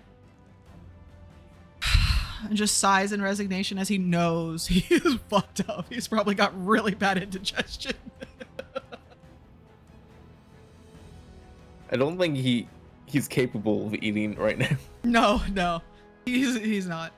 But the rest of you wake up, as the sun rises and starts beaming through the windows. The ogre does wake up and just kind of looks at you, away, and says, "Thanks." As he once again thanks you for everything that you did for him. And as he stretches a little bit, you see his little figurines he would have been holding while he slept. But the day is yours. You can make it to Shir Lumen and meet Rondon. Yeah. Yeah. And finally get back to Wolfden Falls. Let's do it. If I wake up like an hour early before everyone else, I'm going to try to identify the ring. The ring. All right. The ring. Sorry. The ring. I don't have a list. A folder. So as you sit with the ring, Dude, look at all those items. Holy shit. Wow. why are you looking at my shit? I just peeked over to see how much shit was in there. That's crazy. Yeah, we yeah. picked up a lot of stuff. We'd have no idea what most of it is. Yeah. We do that. It's another cursed item. This one I have to collect. I don't know, fingernails. Oh, No. This is getting worse. So, as you spend your hour with the ring, As long as it's not tested. it is a very interesting object. You get the sense that it protects you in a way as if you are struck, another one of you appears and your duplicate will actually take that attack. Interesting. It's a nice defensive weapon or item. I'm gonna send Two you giant lizards. I am down send for you that this. link. It would be more intricate than this, as it seemed to have probably belonged to a woman. But that is the item. And Are we back at Shir Lumen, like the library town, right? Yeah, we can be there in fast forward time. Isn't that where we left Rondon, or am I crazy? You'll be meeting him there. Okay. I want to go back to the library guys and fill them in on what happened. Tell them you should take the shell binders to this new place as well. The tunnel's being built currently, but give it 6 months and you can go down there and visit the keeper themselves. Tell them about what we learned, that kind of stuff. 6 months. 6 months. 6 months. We can do this. We can put together tablets and we can draw the memories out and we can put the like the librarian that you're talking to starts going into overdrive. Okay, I need to make a list. I need to make a list of how many tablets that we think Yeah, we need. and How do we just make a to, like, list about convince all the him, history I of Avon? I show him like the artifacts that I brought from down there and like confirm that they're ancient scrolls, they're ancient books, that kind of thing. Grabs the if solely if you're with him and you have the medallion, or whoever had the medallion. I'm sorry. Oh, this is the medallion of one of the orders, the orders of the first ones. Wow, I've never actually seen it on a piece of jewelry. What, something? Yes, we have so much to explore. We didn't even, and it's just open. Unlike the Temple of the First Ones where we couldn't get in. It is like more powerful version of Shellbinder tablets, you know. Very similar in usage, but much more powerful. This doesn't. I kind of like studies it, goes blank-eyed for like a minute. I'm just studying it. I don't even see any way to activate this. This magic is just it's foreign. I don't. How do you activate anything? If there is anything kept in this, I don't understand. And he just kind of hands it back, and he's like, "Oh, we need to get down there. We need to study this because the Shellbinders are going to be really interested. And then if we can make tablets that are medallions, we could carry so many when we're going out, or we could even have people take them with them on their adventures and take memories as they go and like just going crazy Am about I everything." getting the idea while he's going through crazy like this that they might not be able to access the keeper like we were? I wonder if they could transfer the keeper up here. I doubt that. That entire chamber was like giantly magical. Yeah. Yeah, you had the idea that the chamber was Keeper and Keeper was the chamber. You can Like just if he can't activate the medallion like we could, maybe they won't even be able to talk to the keeper. Is that a?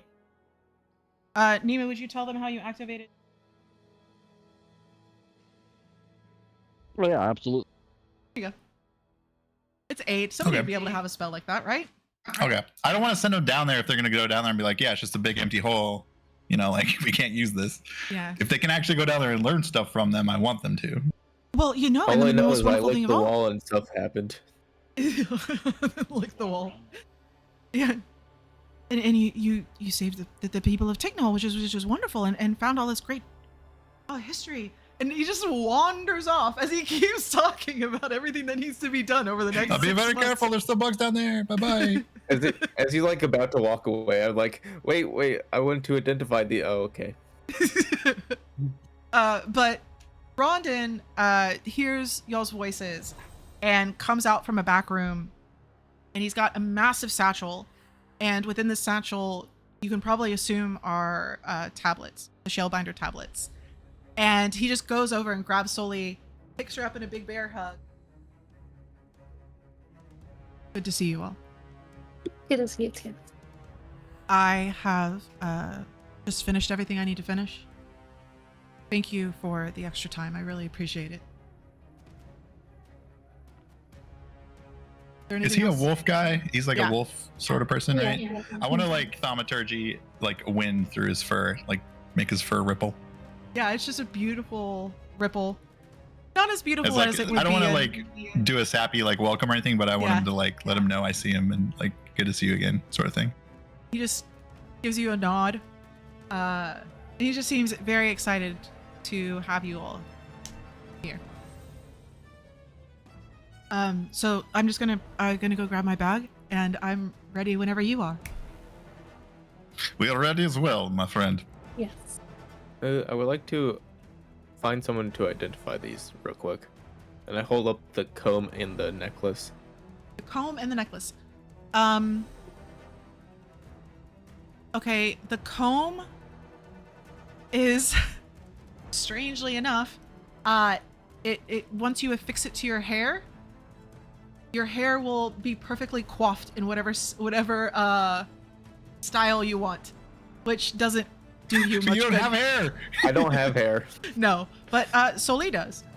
And Nemu has feathers, That's hilarious. which might work. Oh, can I give myself a mohawk as a bird? But it's a Soli, or for whoever has it, it's a beautiful jade hair comb, but also one that you can like stick in your hair. And it's inlaid with just really fine, small quartz crystals. They're nothing fancy, but it is beautiful. That's cool. So Soli, if you want to do your hair in a fancy way, stick the Oh, comb yeah. in your hair. I would give that as a gift to Soli.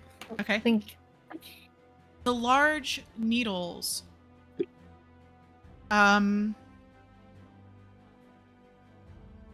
As they're identified, they just kind of, the person just kind of looks down at them. This is the strangest thing. Why? These remind me of like hair sticks. They're the things that we put in our hair to keep our hair from going anywhere, right? Like you put your hair up in a bun, you stick the thing. I have hair. I'm sorry if that was offensive. They just kind of look at you. But they're, if you stab people in certain places, it like makes them freeze. They like daggers. But needles? Yeah. I've heard of these. You hit the right pressure point with the right amount of pressure, and they cannot move anymore. Yeah, I know somebody that once stuck a bunch of those in him because it was supposed to make him feel better. Yes, this is bullshit magical science that is not real. Do not listen to this. But these They call are... it needle therapy. Yeah, well, you could call it whatever you want, but I thought it was weird too, man. I don't know. Doris is not convinced. But he has heard of these needles before. Yeah, so Magic and stuff, that's real. This, absolutely not. absolutely not. So it has a chance to paralyze a person for a round. As like their nerves get shocked into paralyzation. Can you just imagine you're turning into a giant and then stabbing a giant needle into someone? Yeah. The needle doesn't change, right? Oh, okay. I thought the weapons grew. Oh yeah. All my equipment grows with me. So technically you could put the needles like kind of like in a belt or something and they would grow with you. That's weird, but okay. I'm gonna kebab someone, okay? Yep. Because they're not small. No, they're anyway. Okay. You could use it as a roasting spit So, needles of paralyzation. for Tiffany's beaver puppet.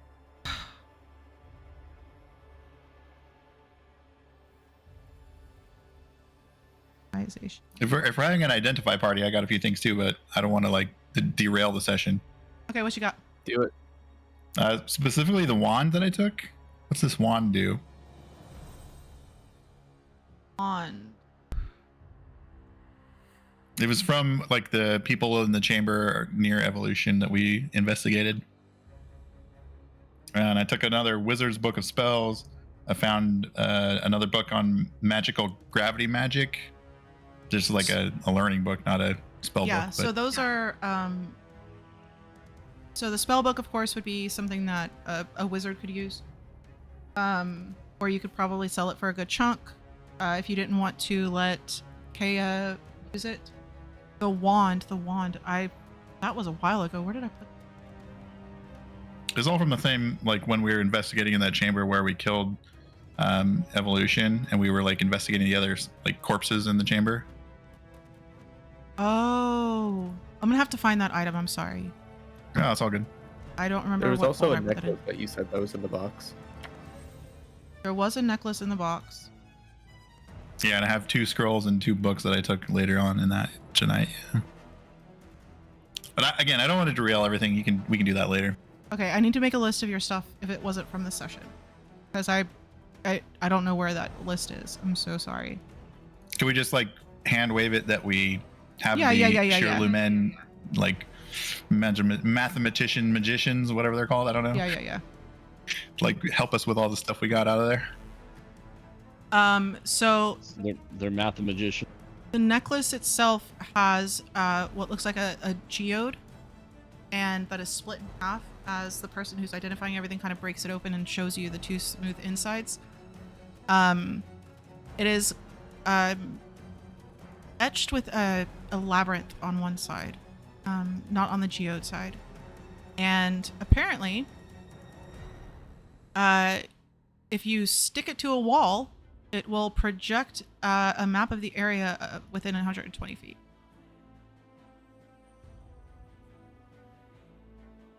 Interesting. So you could use it to get a large, like, It's not. as like a little projector. Yeah. So like 120 feet. I think it's 120 feet. It's huge, but Wait, 120 foot what? it shows the area around you for 120 feet. I'm out. Yeah, like Oh, a radius okay. of 120 feet. So Yeah. like if we're in the middle of some badass tunnels and Dungeon we can or see something. dead ends basically within 120 feet.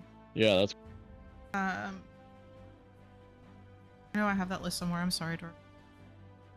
It's all good. Like I said, I don't want to derail the session, so keep going.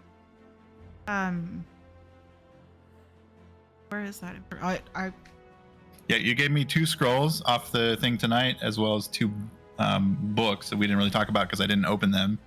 And then the last session, you gave me that wand, a wizard's book, and a book found on a dead adventure about gravity magic. And I put question mark next to it, graviturgy, but Okay, so they won't know anything about graviturgy magic.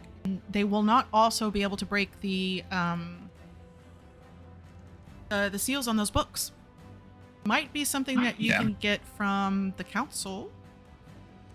ooh, nice. Okay. What about the I've- scrolls? Can they tell me what these scrolls do? I don't think they're magically locked or anything. Scrolls. They're probably one-time use scrolls, right? They are. There is a scroll of chain lightning. And a scroll of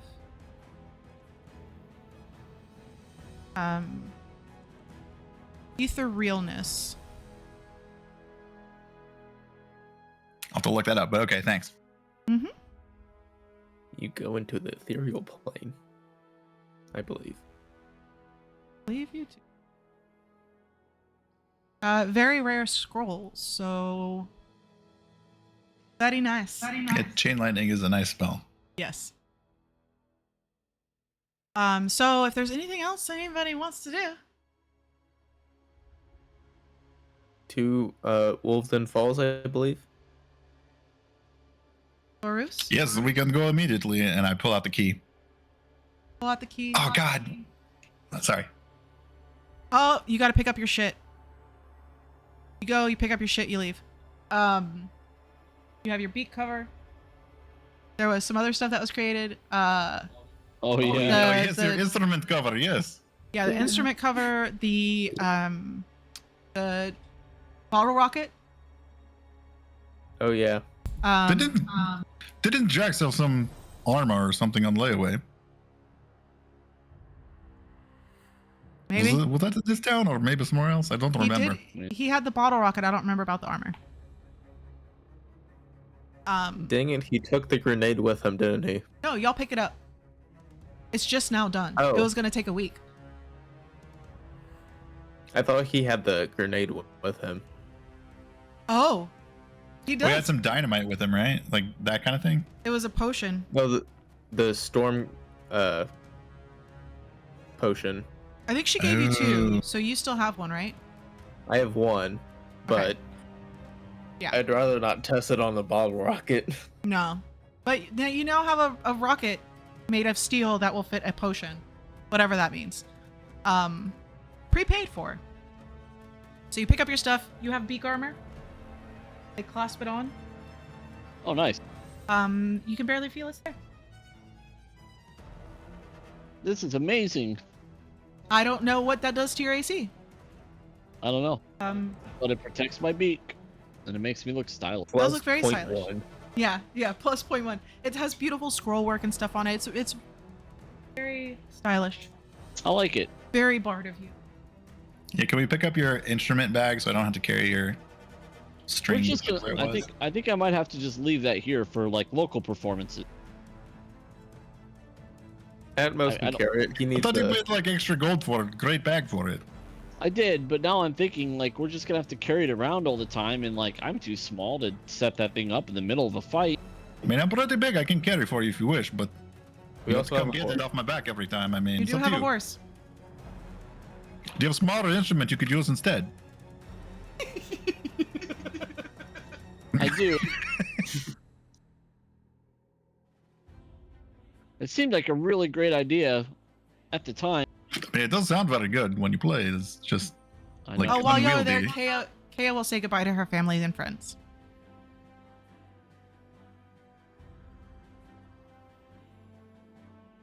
Well, Atmos needs to lose some weight now. Oh yeah, we'll put it on your horse. Boy, he's fat now. He just kind of gives you a look and snorts in your direction. Don't look at me. I'm not the one that sits around and eats all day. This is his head. How fucking dare you? It's not my job to give Gonna myself get- jobs. You're gonna get back-legged. Freaking wings, I'm- though.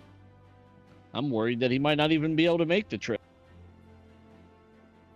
We're gonna have to carry him. after Kaya like leaves her parents, I want to go up to them and be like, you know, everyone in this life makes their own path, and we will do our best to keep your daughter safe. I give you my word. She's never been truly happy here. I'm very excited for her, to be honest. I just... Oh, you want to Yes. get rid of her? This is even better then. No, I don't want to get rid of her. She's just not happy. Can you imagine I being thought that such would comfort you, but you can tell your daughter is already very capable, so she will be Um, well off with us. more than... I worry more for y'all's sanity. But I think she will be fine. Oh, trust me, she's the least of our worries. I hope you say that Have you when she seen- returns. Have you seen our fat horse? Oh, he's a handsome boy. I'm sorry, he's chunky. I We- leave we have you a guy that alone has- for one day. We have a guy that has a tooth neck. Well, I'm sure she can fix whatever is wrong with his psyche. Oh, that's true. Either way, You have a psychologist with you now. do you need counseling? You need counseling. We've got a counselor now. I do not Maybe you need can get rid fixing. of that tooth fetish. Well, if I've learned anything from my daughter, is that fetishes are just a sign of some kind of fear or long lost trauma. So, And Doris says under his breath, or cursed. Doesn't make it any better if it's fear, long lost trauma. Either way, sure that y'all will take care of each other. I don't have a way to get rid of curses. I mean, the heroes of Maze and Hollow are not going to see my daughter dead. That's true. Nope. We have yet to die, not even once. You could probably assume that she's writing her daughter's safety on the fact that y'all are the heroes of this area. Don't Yeah, worry. we keep getting stronger and stronger. Can I roll insight on the parents to see if I believe that they're like happy that their daughter's like meeting her dreams or whatever, Yeah. or if they're just like happy she's leaving town? Okay. Tired of her shit. Fucking 28. 28? Oh my God god. Okay, so there's a few things going on here. The father is fucking broken. He hasn't spoken. He doesn't want his daughter leaving. But he's not going to show it because it's his daughter and this is what she really wants in life and he wants her to be happy. And also, he probably doesn't want to incur the wrath of his wife, who seems to be the one who wears the pants. She is a little bit starstruck that her daughter gets to go with the heroes that saved Maze and Hollow, and is possibly hoping that her daughter no longer psych evaluates her all the time. So there's a couple of things going on. I put one giant four-pronged hand on the wife's shoulder, and I lay my trunk over the father's shoulder. I'm like, we appreciate your trust. We will take best care of your daughter. I promise you this. The father I'm just trying to comfort the father, really, and just the father looks mother, at you whatever. in the eyes and just nods. I trust in you. Yeah, we all can heal each other, and like we look after each other. Flash forward to series 67 when we're sending the ashes back in a bag. Yeah. Yeah, she's a wizard, so, you know, she doesn't have a lot of health. She doesn't. Yeah, we can protect her though. Yeah, we're good. Her AC isn't great. We got her covered. But she has a lot of resources that she has kept, and hopefully some others that she can pick up along the way. Or Cool. just talk people into handing her their spell books. We'll see how that works. I haven't tested any of her rolls, so I don't know. So you finish your goodbyes, and Kaya gives a long hug to her father and a shoulder tap to her mom, and kind of sniffles but straightens up as you all gather back together.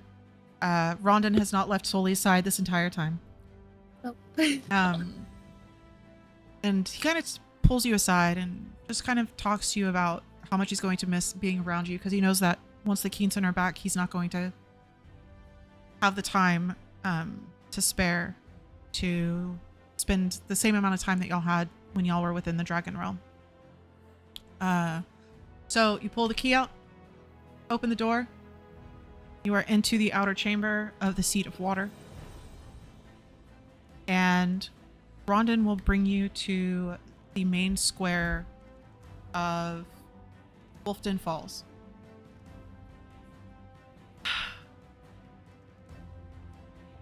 As he does, his footsteps kind of slow just a little bit. He looks back to everybody.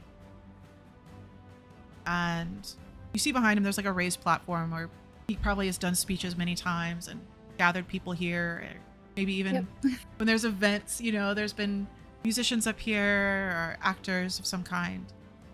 And he turns around. Is there a lot of people around? Like the people There's are back nobody here. Oh, okay. It's still vastly empty. Before we begin, I just want you all to know that without the work that you've done, I don't know when it would have been safe for everyone to return. So thank you for returning the light to Avonvon. I am in your debt. And he bows very low to you all. And as he does, a warm wave of energy passes through each of you as he finishes his statement of I am in your debt. This debt is a binding debt under the weave. So He is indebted to you on multiple levels at this point.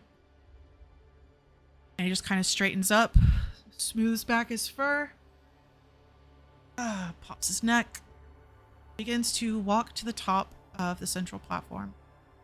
And as he does, go ahead. If he's going to give a speech, I want to thaumaturgy his voice louder. If he's not giving a speech, I don't care about it.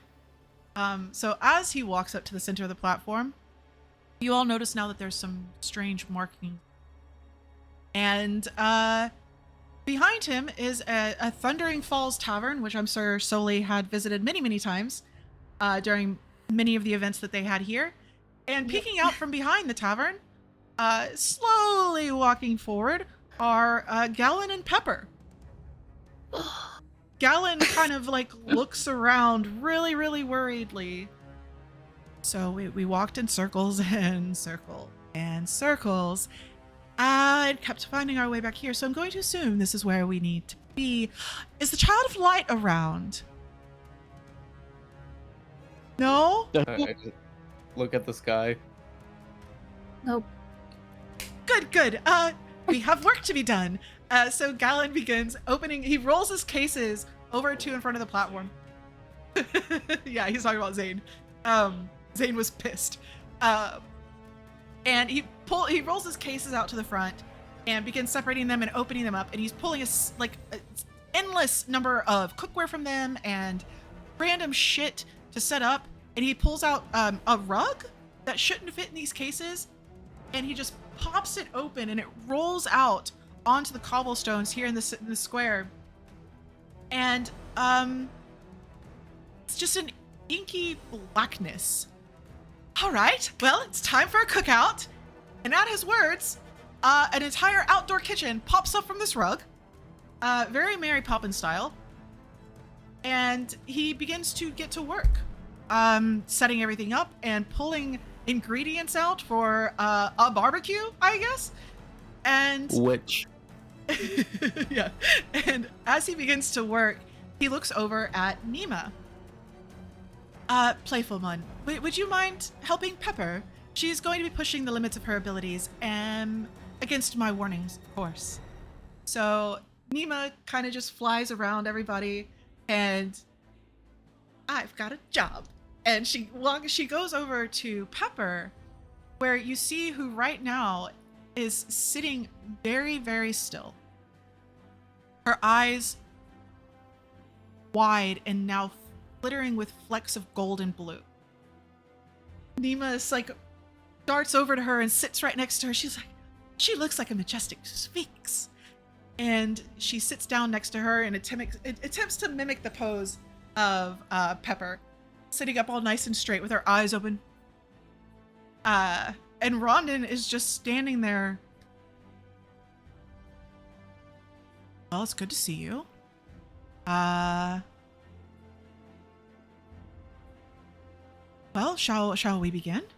And he places the tablets that he got in the hollow under Pepper's front paws. And he looks down to all of you. Would you like to join me up here? It's going to be an event to behold. I would. I'm going, like, Okay. immediately. So you run up to the stage. Yeah, join him. Everybody joins him up there. As I'm passing Gallon, I'm just gonna whisper to him, make some diet food for Atmos. Of course. I can do that. That's not a problem. Honey oats, we've got it. And he's just, you see him pull out some honey and a bag of oats, and he just puts it next to one of his little tables that he has, or on top of one of his tables he has. And as you all gather, Rondon gives you one last quick squeeze, Soli, and stands in the center of the platform. He seems to take a moment to center himself and begins to speak. And his voice seems to carry in a very not thaumaturgy type way, but just this otherworldly, strange filling of the area with his voice.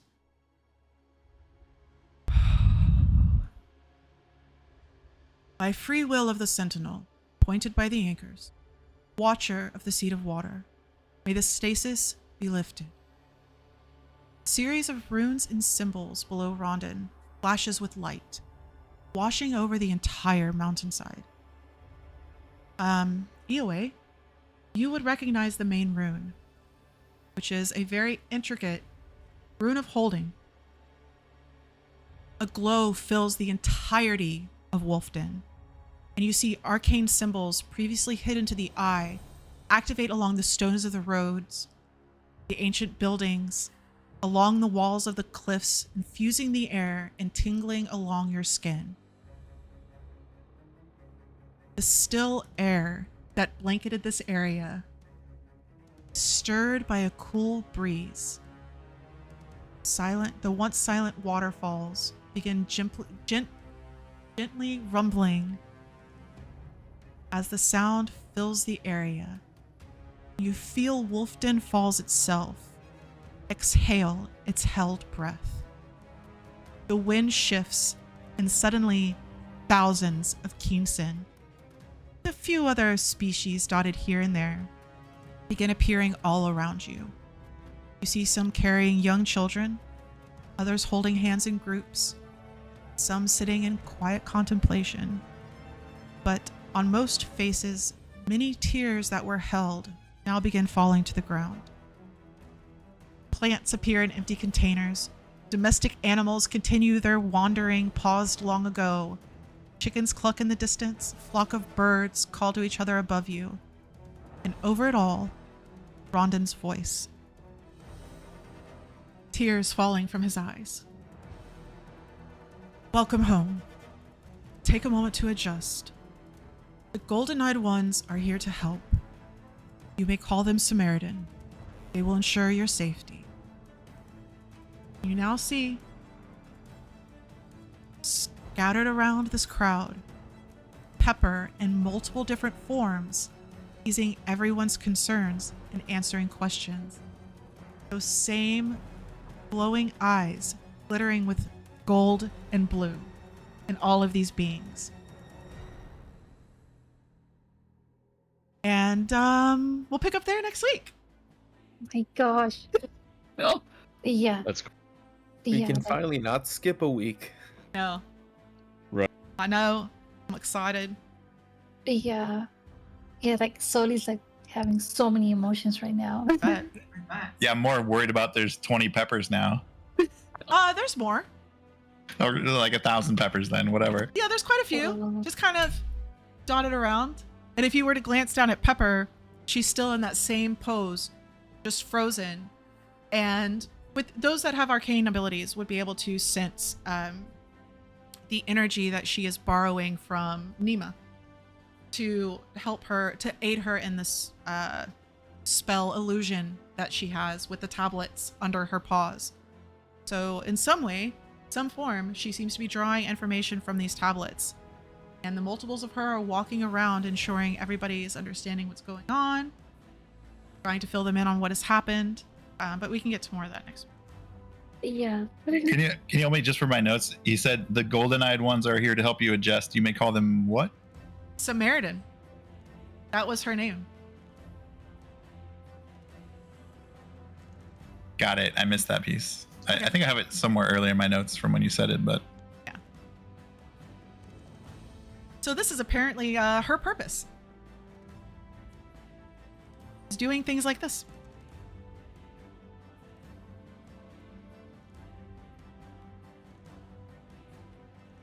Like that? Yeah. Yeah. You said it. It's cool to see their purposes just- revealed later on. I like that. That was really cool. I'm just like fixing my notes where I have all the names backwards or whatever. Oh yeah. So, the Samaritan is Pepper. The Wanderer. The Wanderer's Gallon. Gallon. The Sentinel is Rondon. Rondon. Which Yeah, he I think I referred got to it right now. himself- Which he referred to himself as name in the activation. Yeah. He said it several times, I think, actually. But Yeah. okay, thank you. I'm sorry that I derail us so much, but Don't apologize. If I get my notes wrong, I'm like screwed for the next 20 sessions. Well, you always have the script to refer to. Control F that shit. That's what I do. Control F, enter to find the resource I'm looking for. It's like, how many pages are this? How many pages is this now? 75? That session had everything. Had a fat horse, had a bunch of insects, had bugs in a fucking lineup, had a giant old person that knew everything in a giant dome. No, it was great. It was great. I'm glad y'all enjoyed the chamber. Diggles. Mm-hmm. Yeah, Wiggles was our homie for sure. Yeah, Wiggles. I feel like Wiggles next is time- fun.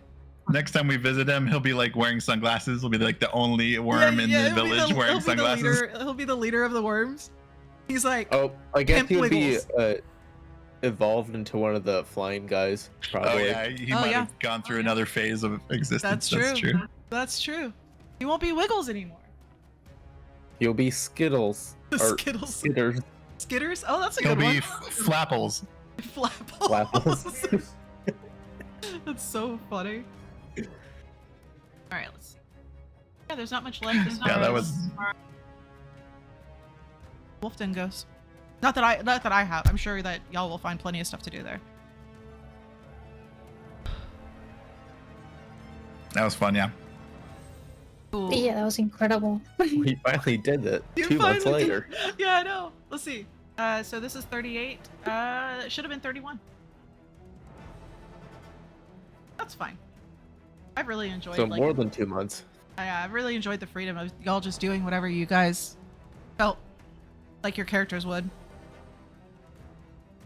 But yeah, Gallon is very much afraid of Zane. Zane gave him a talking to the last time. Yeah, they More like a yelling. yeah, yeah. So he's like, "Hey, what's up, guys?" I love Gallon and Oh, is Pepper, he though. here? Is he here? I'm not gonna go. I'm gonna Yeah, go yeah, if he's yeah. here. We got things to do. I don't have time to be yelled at. Zane was pissed. So Yeah, I wonder if he saw balance, he'd be even worse, right? Get smited. I mean, yeah,